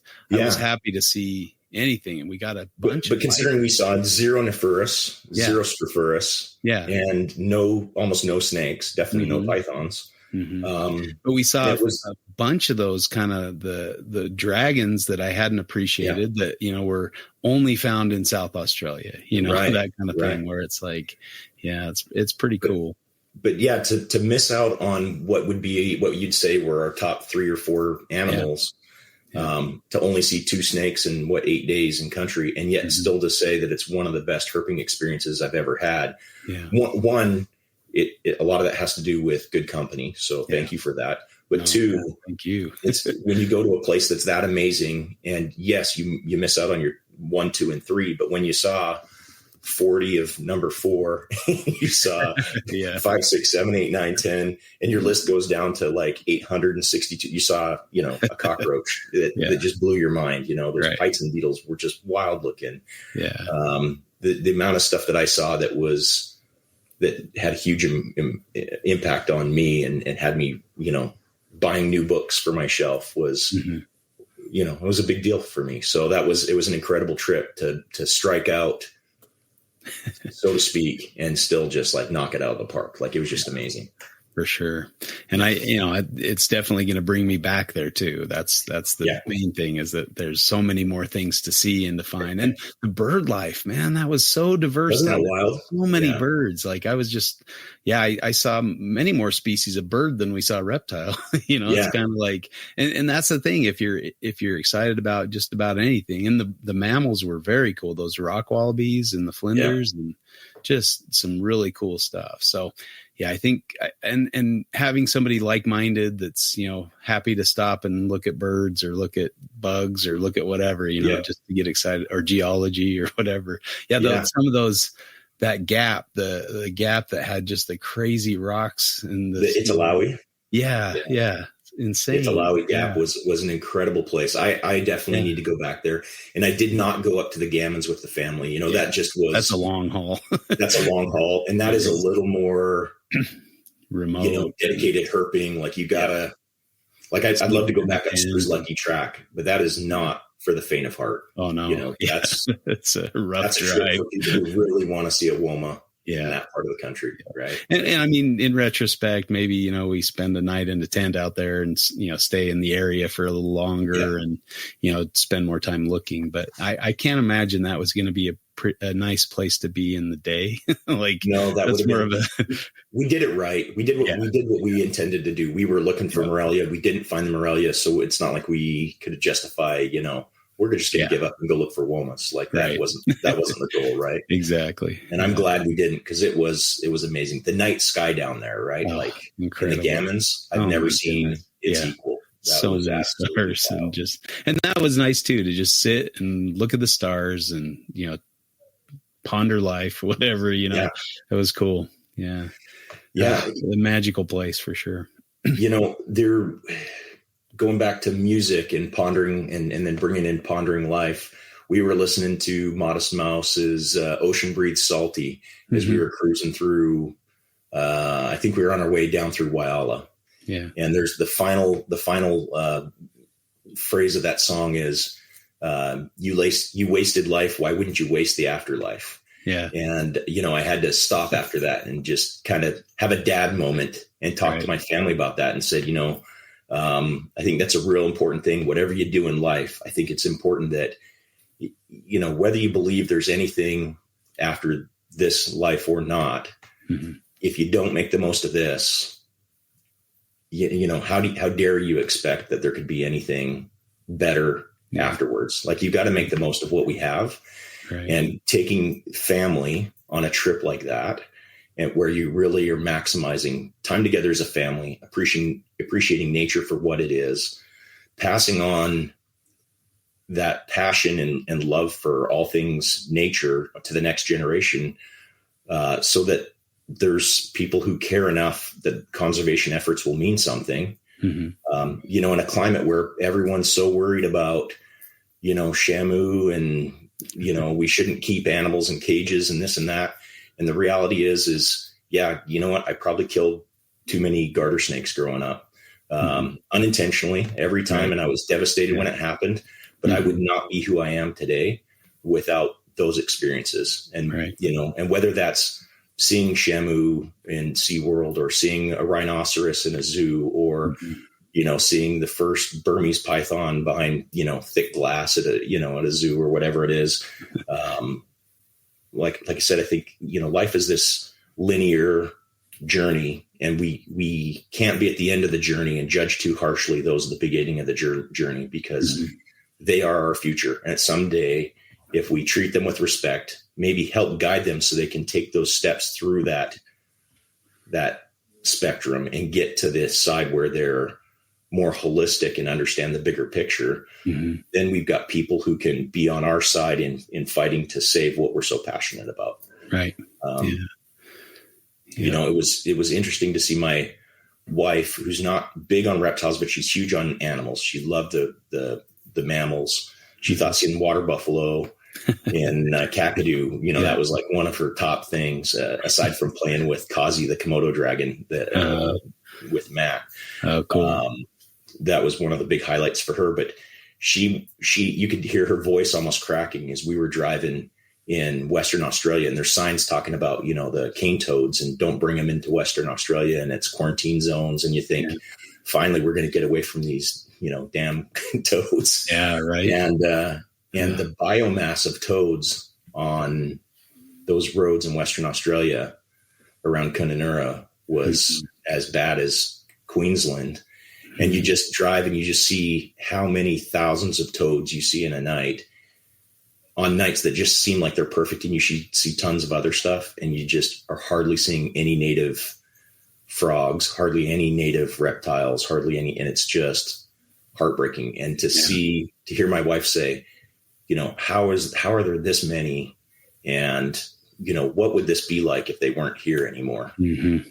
And, I talked to Grant husband, and he was telling me a little bit about, him and I went herping with my daughter in the rainforest. The other story I want to share with you. And he was telling us that, he was up in the top end before the cane toads got up there to Kakadu and stuff. Mm-hmm. And it's just hard to go there now and look at it and imagine that it wasn't that long ago that they weren't there. Yeah.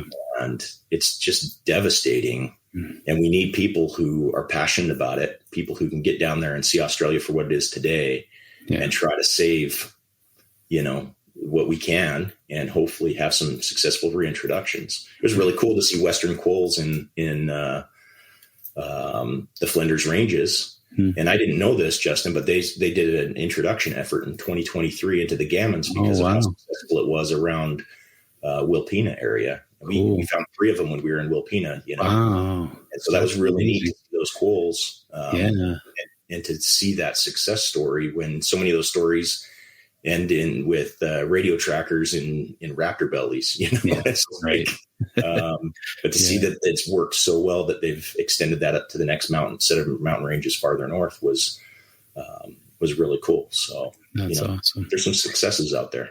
Yeah. Yeah. And I think that's the thing. I mean, you mentioned the young, rising generation. I hear too much like, kids these days, and they just bagging on the upcoming generation. And, sure, there's some things that they're doing differently than we did. And there's more challenges that they have that we didn't have at that age, and so I think, to have that negative attitude is really going to impact our lives as well. And it's going to make things worse, for everybody if we don't foster that upcoming generation. Cause like you said, I made plenty of mistakes coming up, and I still make stupid mistakes. How can I expect the upcoming generation to be at the same level where I've, done this for 30, 40 years now. So, you just got to have some patience and some, understanding or at least remembering that you were in the same boat at some point, and how much those mentors and how much those people meant that, took the time to talk to you or to, talk to you on the phone or email you or even go herping with you, times that I spent with just some people that I never would have thought I would have been able to herp with, when I was first starting kind of in the herpetoculture area, just fantastic. So. Yeah, I think it's important that we continue to foster the people behind us. But I can only imagine how cool that would have been to go before the cane toads, because you were talking about Kununurra, and I was thinking, did I see cane toads in Kununurra? And I'm like, oh yeah, I did. They were everywhere, and you think like you said, you herp kind of more by listening a lot of times than by seeing, first, especially at night, where you're just walking around with a headlamp and you only see what's right in front of you, but you'll hear something and you're like, it's another cane toad. That's the worst thing. It's like, you're thinking you're going to see something cool and it's a cane toad, but I guess that's the way it goes. Yeah. It's really interesting to have talked to you about your experience. And then I was there just like I say, a couple of weeks after you. Yeah. And we couldn't have had, I think, a more different experience in the top end. Huh. The last 2.5 weeks of our trip, it rained almost every single day. Wow. And, our second night in Kununurra, the family was pretty tuckered out. I'd seen, my third DOR blackhead that night. Gosh, dang. Right. And being a blackhead guy, and I had yet to see a live one at that point. Mm-hmm. And I was just gutted because it's this beautiful, maybe yearling on the road, and didn't look like it was hit when I got out. Mm-hmm. had its head just schmucked. And, that was really heartbreaking, but we had just found an olive python. And that was my. You had first no shortage of those. How many olive pythons do you think you saw on that trip? 9 olive pythons. Oh my goodness! Yeah. Yeah, I mean, I just about went and bought a broom so I can start sweeping them off the road. They're just everywhere. Yeah. But that's kind of what I'm getting to. Is we saw the first one, and then we saw the blackhead, and then it was like midnight, 1 o'clock in the morning, and the family's like kind of tuckered, and I'm like, it's a long day. Because we had just drove all the way from Catherine out there. Mm-hmm. Yeah. And the night before we were like in your Micmac, area.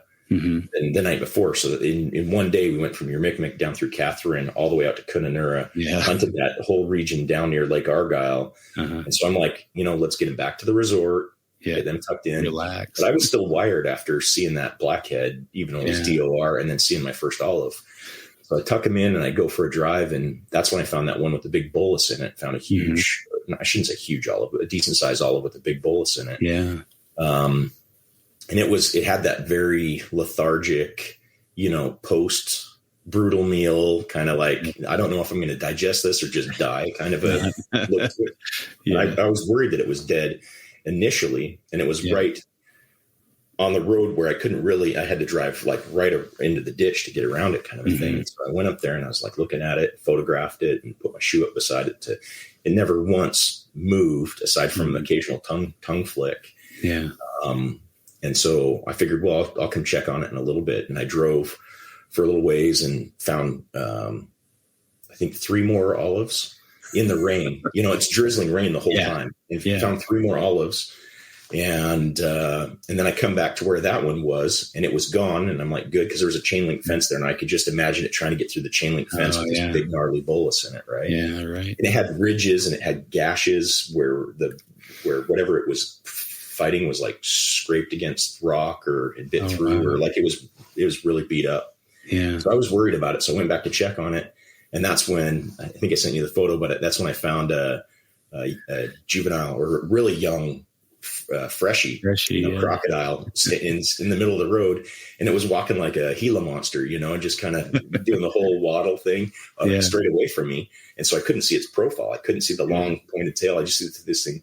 Like, what kind of a monitor is that? Like it's at like, night. At night and everything about it. Yeah, it was just a freshie on the road.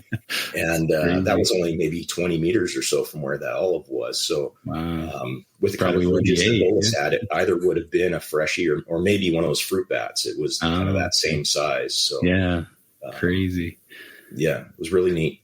Really neat. But there is one other story I got to tell you, because I alluded to it. And that's when my daughter and I met up with Grant Husband in the Atherton Tablelands, and we went to do some spotlighting for geckos, right? Yeah. So we had, there was 11 different species of python that we could have seen on the trip, and we ended up finding 8 of them. Wow. That felt pretty good, right? That is almost cool. We found 18 pythons. Oh my goodness. From 8 different taxa. So you saw olives in the Gammons or Flinders Ranges carpet. Yeah, we saw that. We saw the water python. We saw fuscus. We saw. You got a blackhead, right? So we got some blackheads. Yeah. Ended up finding a scrubby up in Cape Tribulation. Cool. Nice 10-footer in the pouring rain crossing the road. We got the children's in Western Australia. Found a spotted. Oh yeah, in Queensland.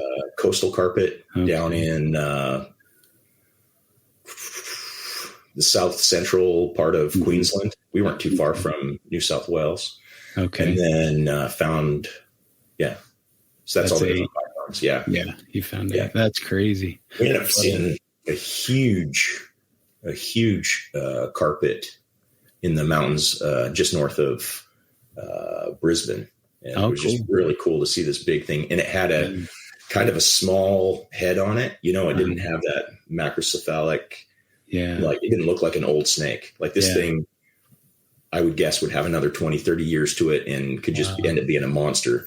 Because it was already, one of the biggest Morelia I've ever seen. And it just looked young. It looked like it was a 5-year-old snake. It did not look like this thing was on the tail end of life. Yeah. So that was really cool to see, especially compared to that Flinders animal where every scale looked like it was almost glued on, right? Like it reminded me of a heloderma, right? It just had almost like osteoderms on every scale on the head rather than scales. You know, it's really neat. That's cool. Yeah, that was fun. But yeah, we were up in the Atherton Tablelands area and just pouring rain. And, you know, since the cyclone last year, well, now we're in 2025, but the 2023 cyclone that went through that area just destroyed the roads through the Daintree and Cape Tribulation. So the 23 kilometers or whatever to get across the ferry from Cape Trib took us like an hour and 40 minutes. Oh, wow. And we were out there in the pouring rain, and it's pretty sketchy when those creeks are getting up to the top of the river when it's already, the roads have already been washed away. There's single lane, there's Connex boxes to hold back the landslides, and you're driving and it just drops straight off into the ocean, and it just pouring rain, right? It was pretty sketchy. Yeah. But we get up to the Atherton Tablelands and we meet with Grant, and he says, I got a spot, let's go. And so we went out to Spotlight, and it's just pouring rain. Yeah. And I did not know necessarily what to expect aside from we were going to get wet and probably see some geckos. And so we get out on the trail and we start hiking along, and we get about, I don't know, it seems like it was a while into the trip. Maybe 20, 30 minutes into the hike. And he says, oh, you know, if you see any heart-shaped leaves, just be careful you don't touch them. You know, it's the Australian stinging trees. And I was like, yeah, I'm aware of those, but thanks. And I hadn't thought to tell my daughter about it. And she's got good footwear on, but she's wearing shorts. And neither one of us had an umbrella, but of course Grant from the area knows what to expect. And he's, you know, there got his umbrella on, and he's staying relatively dry, and we're just swimming. You know, if I jumped in a pool, I wouldn't have been any more wet than we were, you know, walking down that trail. Yeah. And so we walk a little bit farther, and he says, and just keep an eye on each other, and just make sure you don't end up with any leeches on your face. You don't want them to get into your eyes. and I'm like, wait, I've grown up with leeches and ponds, and, you know, I've had lots of leeches on me in my life, you know, chasing garter snakes and stuff and Neurodia. But I'm like, we are not standing in water. It's like the rain, like it's like, what's going on? And he says, oh, that's right. You guys don't have terrestrial leeches in the U.S. Yeah, these terrestrial leeches, they're just on the edges of plants and on the ground and whatever, and they're just all over the place. And he says, like this one here, and he's got one on his hand and one on his arm, and he's like brushing them off. And I'm like looking, and all of a sudden I've got them all over, and I didn't, you know, had no idea. They're so insidious. Like you don't even notice them being on you. It's crazy. Yeah. And then I notice on my glasses, and I can barely see because I've got a headlamp on, so I don't have a cap covering. And of course, wearing glasses in the pouring rain sucks, right? Yeah. So, and I just noticed that this one isn't, you know, kind of clean it off, and I pull it off, and I got a big leech across my glasses. Oh, God. And Grant's like, hey, let's do eye checks. And, you know, he's like shining lights in my eyes, and I'm shining in his. And he says, if they get in your eyes, you know, just let them feed and fall out. You don't want to try to pull them out because it can damage your eye. And oh, my goodness. I just assume we don't get leeches in our eyes to start off with, you know? Yeah. Right. And the whole time I'm like looking over at my 17-year-old daughter going, you know, if that was my wife, we'd have been done the second you mentioned leeches. We would immediately turn around. I mean, we were already a mile and a half down this trail probably, right? Like, but he's like, I look at my daughter and I said, are you good with this? We've got a ways to go to get back to the car anyways. Do we keep looking for geckos, or do we turn around? I'm like, I do not want this to be a miserable experience for you. Yeah. She says, no, I really want to see geckos. So, you know, real proud dad moment that she's warmed up with that. That's cool. So pouring rain, and we look down, and there's every few steps you look down, you got a dozen leeches on your shoes and 2 or 3 on your ankles. And the next time we did an eye check, I had one on the side of my nose. Oh man. Yeah. I wasn't winning any points with my daughter, but she was certainly winning points with me, because she just was so anxious to see a Carphodactylus or a Saltularis. Like she just won. I was showing her pictures, and I was like, yeah, we're going to find one. You know, we're going to get out there. We're going to do good here. And so we're still not seeing anything. Lots of cool frogs, you know, the green-eyed frogs and the white-lipped tree frogs, and again, just so many different cool tree frogs as we're going through this forest. And they've got the Weta-Wiles I hate the vines, those. right? Yeah. They're curved hooks on them. Uh-huh. And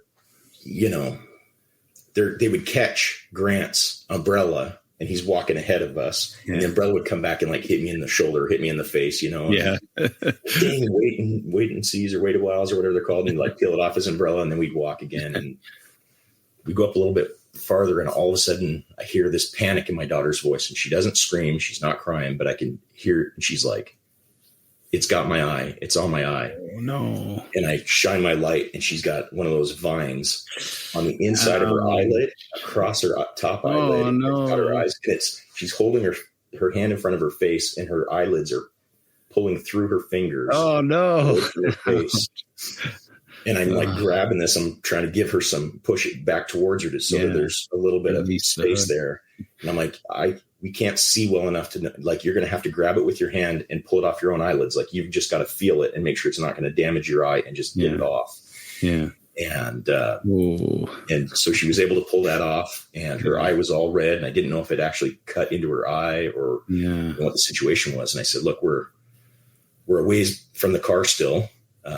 We'll just keep an eye on it. We'll, when we get back to the car, we'll reassess. And if we have to go to urgent care, find a hospital somewhere or something, we do that. Like, don't worry, we'll figure this out. And the good thing is, I've always told my kids is when things go sideways, that's the magic of stories. That's where stories happen. Yeah. Right. Yeah. And we've talked a lot so far in this discussion about, when you have those incredible finds, finding the snake from the cover of a book, finding, those things definitely are good stories. Yeah. But the best stories are, I almost died, right? It's like, did you die? Yeah. Those are the best campfire stories to share. And so I was telling her, hey, when we get out of this, you're at least going to have a story that, none of your friends will be able to talk. Right. How many of them have been hiking through one of the oldest rainforests in the world and had the rainforest try to kill them and you're feeding thousands of leeches. Yeah. And so we get all the way back to the parking lot and we're getting in the vehicle and Grant says, I don't know if you guys are up for it, but there's one other place we can check because we hadn't seen a single gecko. And then we kept thinking the rain is going to lighten up and it was just downpour in hours of just coming down. Yeah. And every time we saw an eye shine, it was another huntsman spider, and we're just striking out on the geckos. And so I look at her and I said, I know you want to go back. We can go back. No problem. And she said, no, I want to go to the other spot. Let's give it a shot. Cool. Yeah. And her eye at that point had calmed down a little bit. You could see some blood where it had cut on the outside of her eyelid, but her eye itself looked fine. And I was like, whether she's back at the hotel or out there in the rainforest is not going to make a difference. And if she wants to go, let's do it. And so I was so proud of her. I mean, she's truly a hero. She's like, yeah, let's go look. Yeah. So we went up quite a ways to another place and hiked out and some more frogs and a lot more leeches, but we did not see either. We did not see a single reptile. Man. But I think it was just bad luck. And, even in the rain, I know you can find them, but it was really coming down. So, yeah. Well, and they're hard to find anyway. I mean, I guess the saltuarius blend in so nicely, that's a trick, but that's rough that was my first, I think that was my first reptile or second reptile find. Cause I saw some little skinks, but on my first trip, I walked around this lake the whole way around the lake up in the tablelands. And I saw one leaf-tailed gecko and it didn't have a tail. It was tailless. Okay. I'm like, you lied to me. You're not a leaf-tailed. You're a no-tailed gecko. But, is that one of the crater lakes there?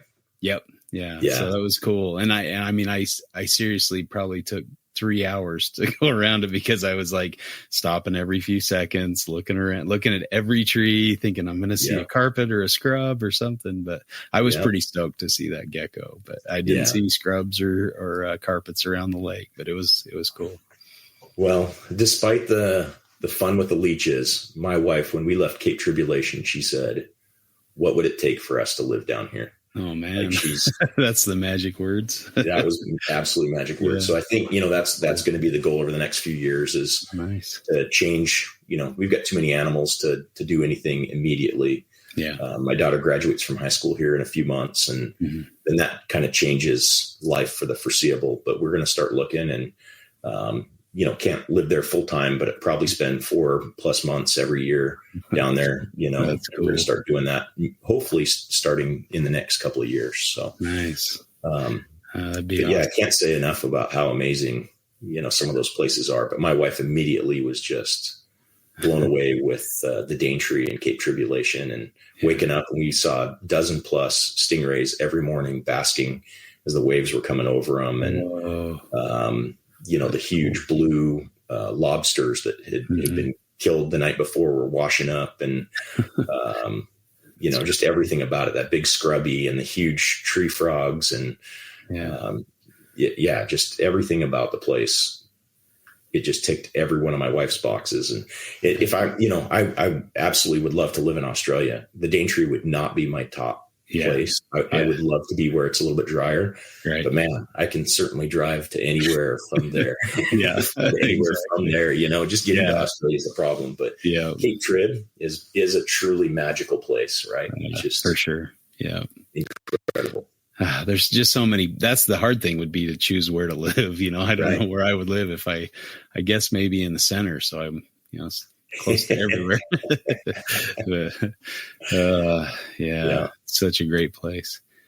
Well, I'm trying to think if there's any cons that I guess the only thing is if things aren't planned right, you might have some issues, or if you're just being selfish about it, like I have been in the past, then, that can be problematic. But otherwise, I think you're right. There's more pros than cons to herping with family. And but it is a good mix to throw in the herp trip with buddies or a solo herp trip. It was kind of interesting, like being on my own and, having to consider the fact that there was nobody to help me if I got a flat tire, or, if I was in some sketchy thing, and like nobody to go for help while I stayed with the car or whatever, so those kind of things need to be considered as well. And I'm maybe a little more of a risk taker when I'm with a group, or less of a risk taker in some ways, where like, no, let's call it a night, or,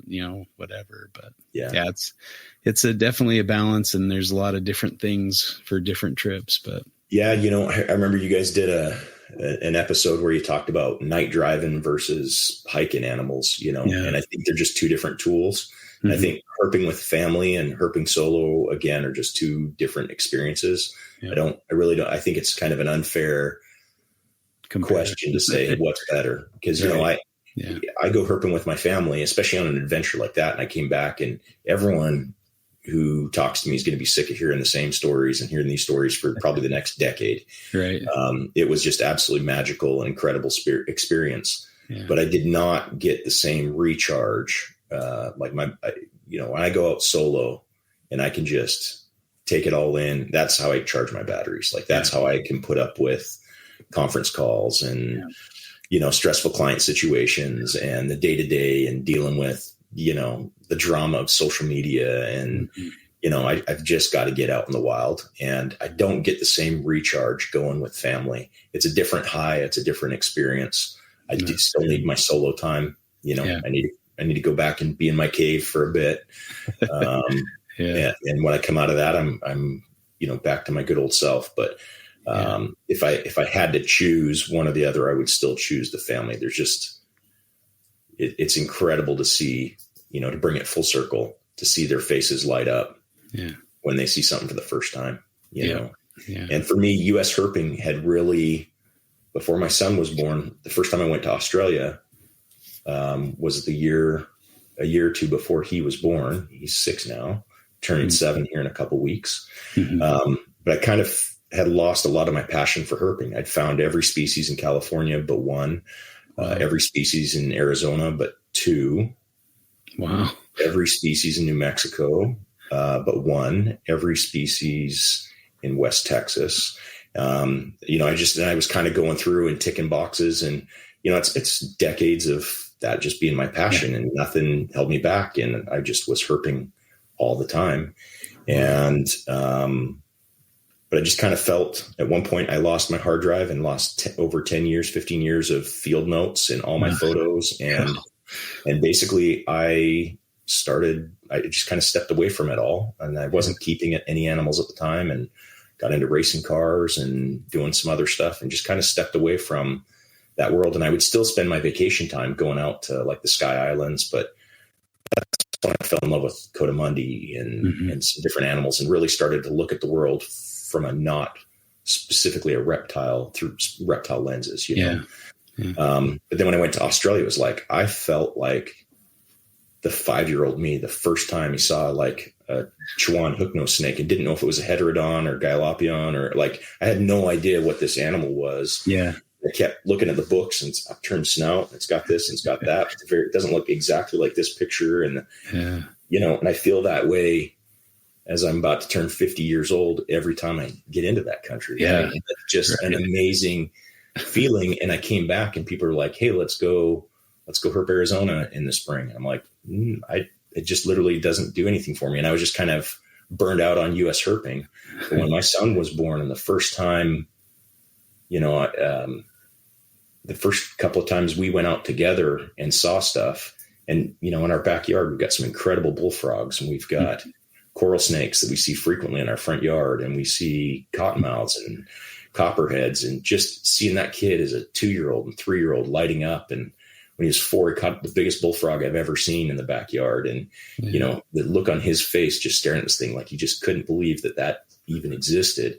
And now it's like, I want to go and experience it all over again through his eyes. Like, I love going back out to California, and I can't wait for him to find his first Rosie. And I can't wait for him to see his first tricolor in the wild. And, you know, and so I've got a whole new life, you know, looking through his eyes. I had a little bit of that with my daughter, but her focus is really on the geckos, and it's more of a husbandry thing. Whereas him and I, we do towed ventures most nights. And we go, and we've got a pond in our backyard, and we go and walk around that with our headlamps most nights and see what we can see. And there's, you know, 5 or 6 different species of frogs, and we find most of them most nights. And we got 3 Nerodia back there, and finding those, and just, you know, those experiences, seeing buttermilk racers in the front yard. And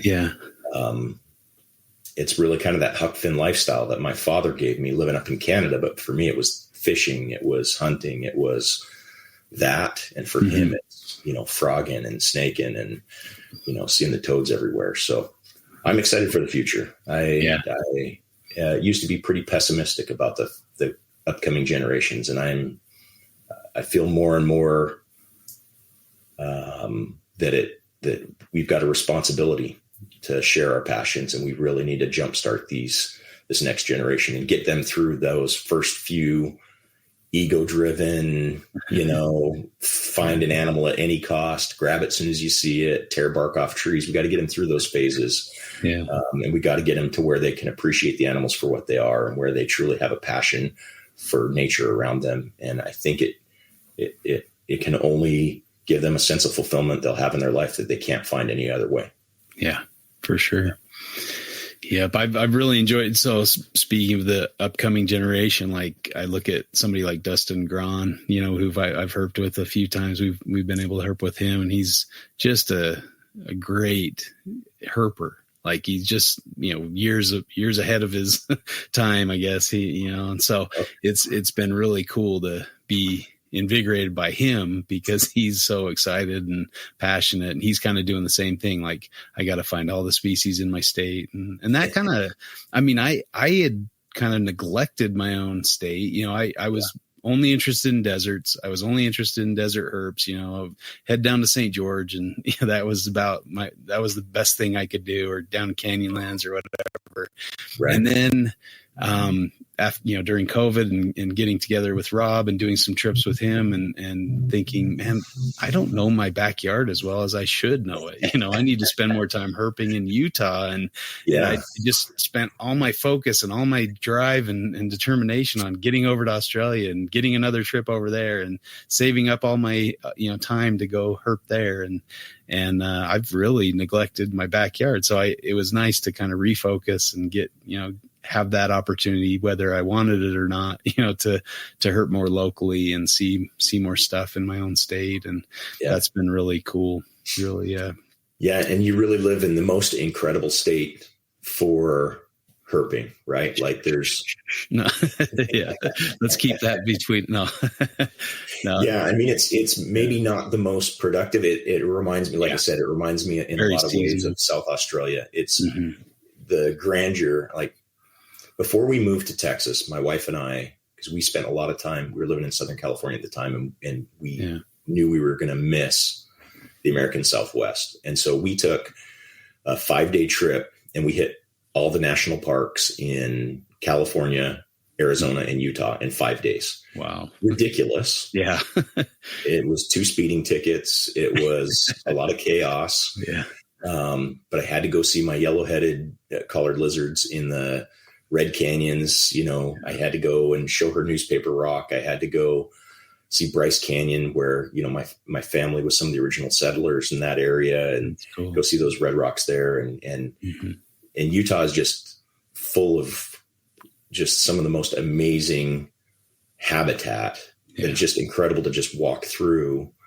And even if you don't see anything, it's just some of the most beautiful country. That and Arizona are just ridiculous. But then it does have the diversity of wildlife. You've got, especially that St. George area is really neat, where you've got the Mojave kind of bleeding into the Great Basin and the Sonoran deserts, and they all kind of clash right there. And you end up with just a really incredible diversity. And that, some of my earliest memories of herping is with my dad in probably 1983, 84 in St. George. And we'd go climbing those rocks. And I remember finding a lutosis, and it was just the buckskin, with almost red, with the black blotches, almost bordered in red. You get one of those really incredible ones. Yeah. And I remember seeing that, and my dad was afraid of snakes. The first time I ever got grounded was for bringing a garter snake home. Oh, really? And he was not happy when I got interested in snakes. And when he finally let me have a Burmese python and then get a ball python, and then I got a red-tailed green rat snake, and then I got collared lizards, and I started having this collection, and then he started taking me out to find stuff, and we went on these trips down to Moab and St. George. But the trip that we found that lutosis, and I remember him looking at that, and he's like, "Snakes are incredible." And I'm like, "They are, aren't they?" And that was the beginning, and we spent the next 15 years herping together. That's cool. I remember graduation day, through my high school graduation, threw the cap up in the air, and before it hit the ground, him and I were in the car, and all my friends were at parties, and him and I went to Death Valley, and we slept on the sand dunes at 3:00 in the morning, and we were looking for range extensions for rosy boas up into the canyons up there. And it was, I think that we just have a responsibility to give those kind of experiences to the next generation. Yeah. Whether it's our kids, somebody else's kids, we can't, we're losing too many of our mentors, right? We're at the age where so many of the people who were influential in our lives are gone. And someone just asked me to write a story of kind of some of my memories of Lloyd Lemke, because he was a big influence in my life. And, and I share the story. Really, my passion for Australia herps comes from my dad and I were up there. We had collected an aneurystic rosy boa, the first one that went into the Snow Rosie project, first Snow Rosies. And we were up there, and we showed Lloyd this aneurystic boa, and he was just blown away that there's this blue snake, like just, he thought that was really cool. And as we were about to leave, there was a honk, and the dogs are barking, and he says, "Oh, you're going to want to stick around for this." And 2 guys come in, and I had no idea who the guys were at the time, and they're talking, and they're just sharing all these stories, and they're talking about animals I'd never heard of. They're talking about places I didn't even know existed. And, I was kind of a cocky kid. I'm probably now just a cocky old guy, but I thought I knew it all. I thought I'd seen it all. I thought I was collecting stuff for Lloyd, for Fresh Blood, for some of his projects and stuff. We were going all over the US finding stuff for him. And I kind of thought I was the top of the pile, and these guys were talking, and it just was so humbling and fascinating to hear them talk. And then one guy opens up a bag and he hands this plastic, salad takeout container type thing. Yeah. Hands 2 of them to Lloyd, and Lloyd immediately hands one to me. And we always played this game where he's like, hey, what's this? What's this? Yeah. And see if I knew what all the stuff was. And I had no clue what this animal was. I mean, it was like, I was sure it was a colubrid, but it was like nothing I'd ever seen before. Mm-hmm. And I was kind of talking through this out loud, saying this stuff. And these guys have these big, silly grins on their faces. I'm talking. I'm like, I have no idea what it is. And it had these orangish bands on a creamy, body with black eyebrows. Right. Yeah. And it was a MoMA. Yeah. And these guys talk about it. And, that story didn't really have a whole lot of impact. I didn't understand who they were. I shouldn't say it didn't have a lot of impact. It immediately had impact on me. Yeah. I no longer wanted to just see rattlesnakes and king snakes.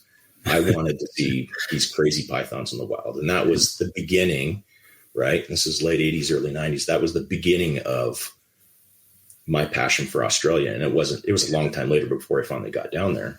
Yeah. But, come to find out that was Don Hamper with one of the first clutches of womas that was ever produced Australia or the US. Wow. Selling a pair. It's the largest check I'd ever seen written at the time by a few zeros too. Was incredible. Yeah. Cool. And the other guy was Casey Lazick. Wow. And so getting to meet Casey, a younger Casey Lazick and a younger Don Hamper and Lloyd, and my dad was there. And I think back on that, and now Casey and I are the only 2 who are still with us. Yeah. And it's tough that you take the amount of experience and knowledge and passion that these guys had, and it's just gone. Yeah. And, it's really important, I think, that we hand that down and we stop gatekeeping. And I think most of us, as we get older, we aren't gatekeeping too much. We're sharing as much as we can, but it's really easy to, you get told that you don't know what you're talking about by someone who's got 3 years of experience keeping leopard geckos. It's hard to still be open and inviting and I'm not good at sharing my collection with people. No one really sees it. It's my passion. It's not as new for strangers to see. And, but I think it's important that we inspire that passion in the next generation.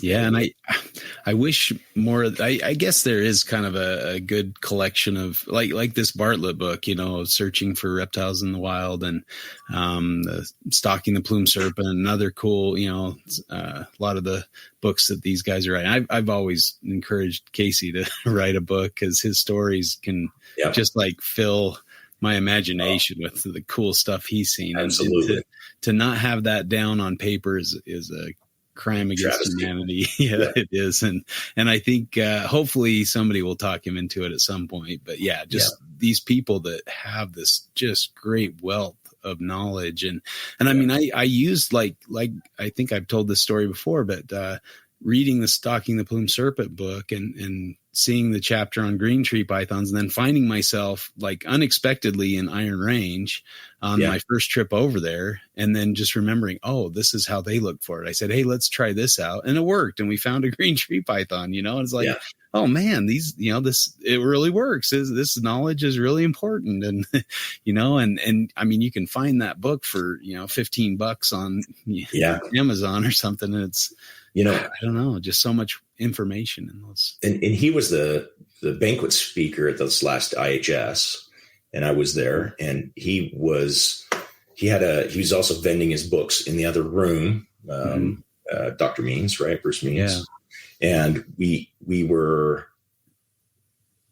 I went back there to talk to him between talks, and the next talk came on, and I just found myself enthralled, and I just spent hours, and I missed on some of the big talks that the whole reason I went there was to hear this and this and this. But to sit at the feet of some of these guys who have been there, done that, and been the giants that we've stepped on their shoulders to get to where we're at, is really incredible. To spend time with the Craig Trumbauers of the world and his passion for Planet Snake Tune, to spend time with Dr. Means, to spend time with the likes of Tony Bright down in Australia. And then, there's just so many great people who have so much to contribute and have contributed so much But I think we're also selling ourselves short as we get older and realizing that who's going to take that torch? That mantle falls on who? And we can't leave it for the YouTube influencers, like that's not where it's at. And it's really got to be those of us who've made it past that Dunning-Kruger curve, who've learned from our mistakes, who realize that it's a bigger picture. And I don't know how we do it in a world where everyone wants their information in 5 to 8 seconds, but we got to find a way. We got to do it. Well, I think, the fact that you came on the podcast and told, your stories, that's a great way to get that message out, how exciting this is and how, we, even being in this for 30 plus years, there's still a lot to learn and a lot to experience and a lot to see and a lot to, we don't know everything. And I think I still go back to getting that Mark O'Shea book, Snakes of the World or whatever, and seeing like how many snakes I had no clue existed. I know very little, about a small range of snakes and, or lizards. And, that's the stuff that I'm most passionate about. But, it's nice getting together with like-minded people who have completely different interests. Herpeton conference that Alan Rapace and Philippe put on was fantastic, just for that reason. I got to meet people like Quetzal Dwyer and, and I saw a recent video that he was on with the Reptilandia and just talking about the things that he's got in his cage. He knows a lot about those animals, and a lot about a diversity of species. And Quetzal's an amazing individual and someone that I look up to. And Reptilandia is kind of in our backyard. Yeah, I've only had a chance to be there a couple times, but really incredible what he's done there and the size of those cages, and to be able to see eastern water dragons and watch them, drop out of a perch 20 feet in the air into the water and swim up to a bank and defend their territory and everything else. And you're like, I've seen that in Australia and it happened just like that. Like you can, like, how do you do that? I've never seen enclosures. That's incredible. And there's some people doing some big stuff, and I was really impressed when I went to like Hartley's Crocodile Adventure in Queensland. Was expecting that to be just a tourist trap, bite, chomp, chomp, crocodiles jumping for chicken, move on. Right. But I had not met Matt Somerville before, but had heard nothing but incredible things about him. And was, after finding the same snake that he did, I was super looking forward to meeting him in person and sharing that with him. And I knew my son would get a kick out of the saltwater crocs, right? Seeing what he's done with the reptile collection there. And I thought Reptilandia was like the top tier, like that was it. And really from a size standpoint, I've never seen anything that's its equal. But what Matt's done in the team over at Hartley's, I also can't say enough about what they've done there. All native plants in the cages, the actual rock structure from where they're from. When you look at the Agurnia there, you're like, that's exactly what it almost looks like you just took a box and cut out the entire habitat where it was and brought it and put it in. It's so perfect. Every species that's in there is right. And every rock is just right. And everything about it is just right. And while it's not the size, there's only so much you can do, right? Like, nobody has unlimited funds.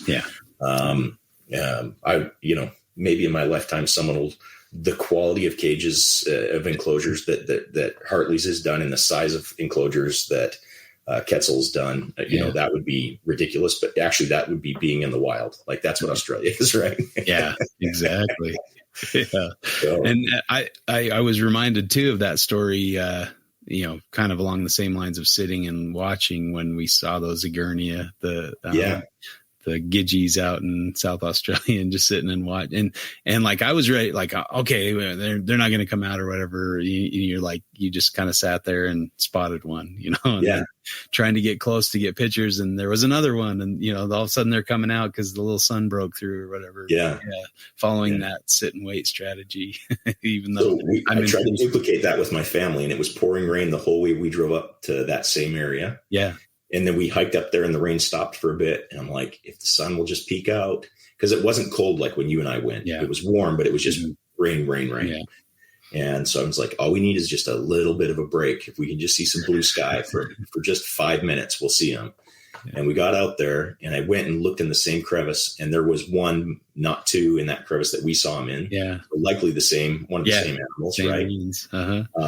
And then just saw a gorgeous one. The sun did come out when we were up at the top, and there was this gorgeous one that just let me sit there for like 30 minutes. The family's hiking up and down all over the place and finding all these other dragons. Yeah. And I just was just blown away just spending time with this one animal. And that's cool. Yeah, really cool area.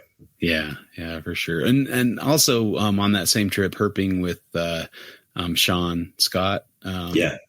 Just, he's a PhD candidate, and just knew, like, we'd pick up these weird skinks, little brown skinks, and he's like, oh, that's that species. And you're like, oh, that saved me about 3 hours in my guidebook trying to figure out what the heck that was, and like finding these weird Larista with only back legs and, all sorts of crazy back legs and two toes and nothing in the front, and just incredibly bright yellow bellies, awesome. We saw a few on this trip, and it was hot when you and I went, they were cold and kind of chilling out. Yeah. You should see them in the heat and how quickly they blast through that sand. I imagine. They were fast enough when they were cold. It was wild. They were just going. And my son was just giggling, and it was really incredible to see those Larista and how quickly they just fly through. But once you see, the first 10 brown skinks and can't identify them, what's the next 15 going to be like? It's amazing, the diversity of skinks. And to have somebody that's interested in studying that and knows them, just right off the dot. That's really fun. And his passion for it, right? Like he had that same passion for these little brown things. He's like, oh, look at this. It's got these two toes, and look at that here, and look at this. And, and I'm like, most people who consider themselves Python people struggle to have that kind of passion for something as different as a blackhead versus a carpet python. And here he is with these tiny little brown skinks, and you could just tell he's just. But that passion was infectious. Like, you got excited about it because he was excited about it. And I think that's kind of the, bringing that back to the topic is that's how we encourage the next generation, is our passion and our excitement. And, what we put out there is kind of what's going to be there for them to. Absolutely. And, I don't know if you've seen it. I'm sure you're aware of it, but Steve Crawford's lectures that he did, his video series, the education on that. I just feel like, and I've recommended to every person I've sold a Morelia to that was their first one. I was like, you've got to go check out this educational series. Just really brilliantly done. And one of those things that's something that's going to last, that's going to have impact on the next generation of keepers, not necessarily, the same kind of passion we're talking about for the wild, but that's what where his passion is. And he's created an avenue to be able to give that to the next generation. And, he just opened his pet store down there. Right. And we were there the week before. And so I got to get a tour of that and see, and it was really neat again to see someone who's got incredible passion and to see their dream coming together. And I wish him the best there. And he sent me a little picture last night of his book section, and I had a few of my books. So I'm like, cool. He was able to find some down, because he was talking to me about, and it's like, shipping is such a headache to try to get books to Australia. There's no cheap way to do it. So and getting books out of Australia, right? Both ways is just brutal. And so, he was able to find somebody in Australia that had them. So that was good. Oh, nice.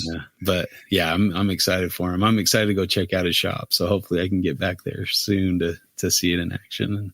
And I spent more on books this last Australia trip than I spent total, I think, for my first Australia trip. Really? I filled an entire, I came back with tons of books. Oh, nice.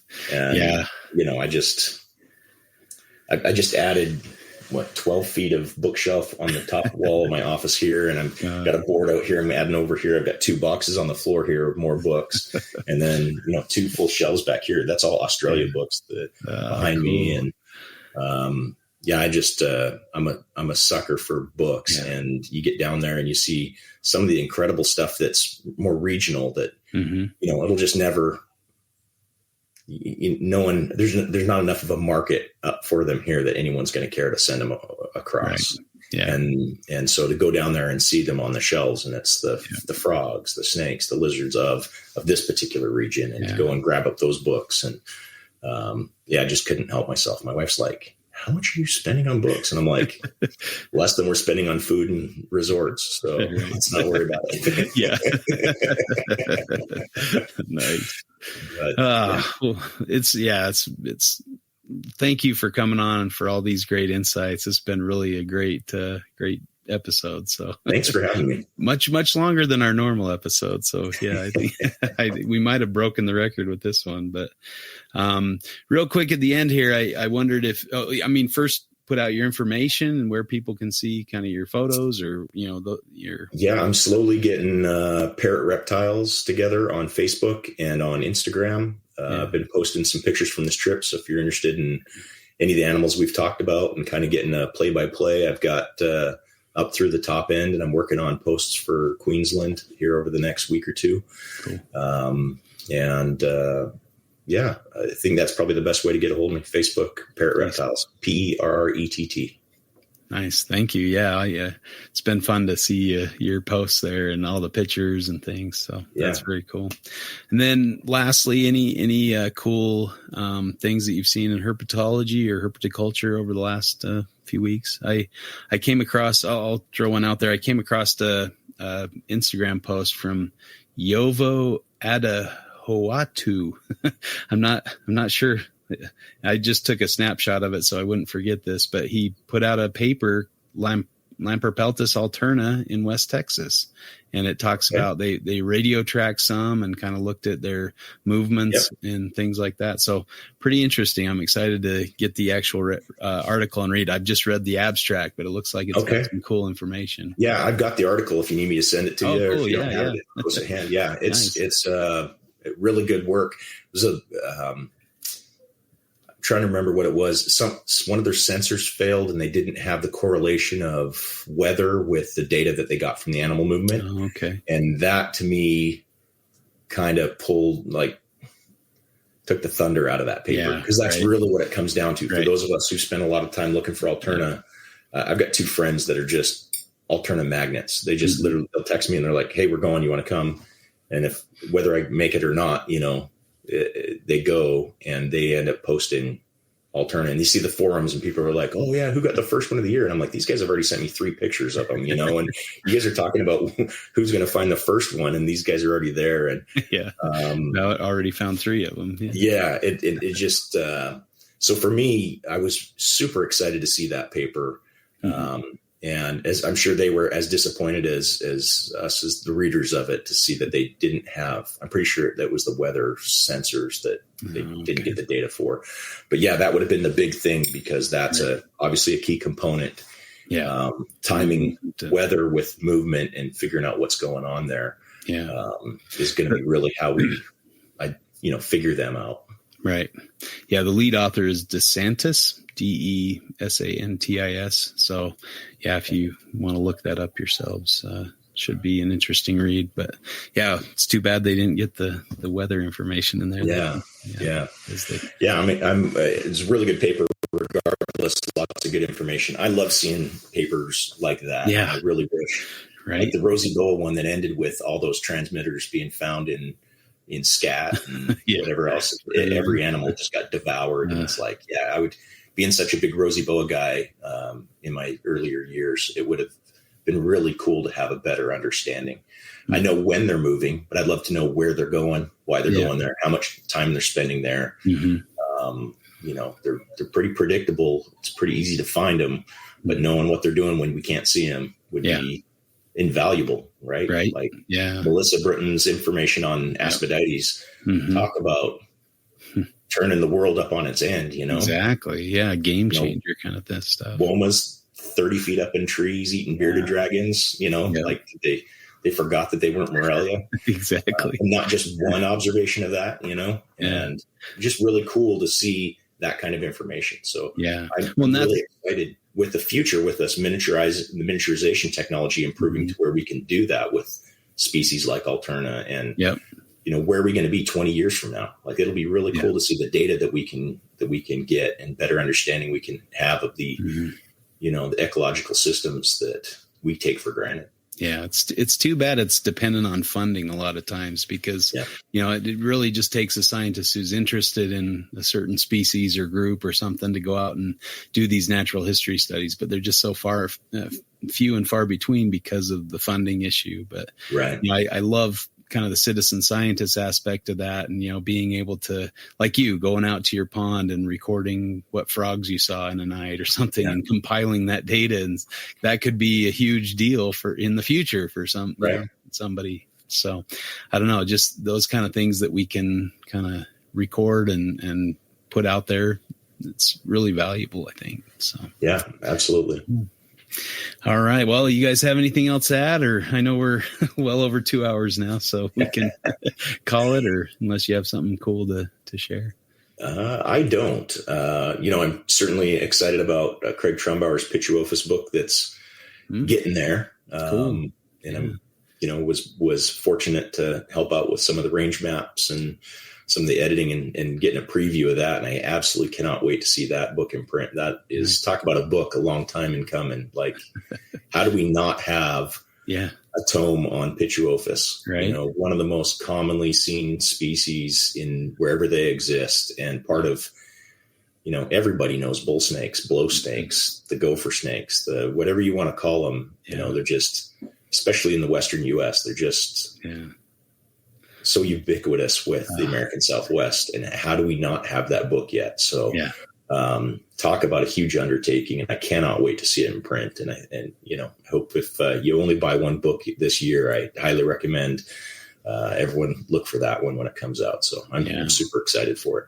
Very cool. No, I'm excited. I've got a soft spot for Pituophis. I've always loved the Great Basin gophers, just even though they're common and you see them all the time, they're such cool species. Yeah, they really are. Cool. Yeah, we'll have to catch, watch for that. Yeah. All right. Well, thank you so much, Jordan, for coming on, and looking forward to seeing more from you in the future and getting you back on here down the road. So maybe after we're both 50 in Australia. Yeah, exactly. We'll have more to talk about, more stories to share. Can't wait. I've been planning pretty heavy the trip, so I'm excited. Okay. There's some I've got some good spots for us for sure. So. Excellent. I look forward to it. All right. Well, thanks, Jordan. Thanks, Rob, and we'll catch you again next time for Reptile Fight Club.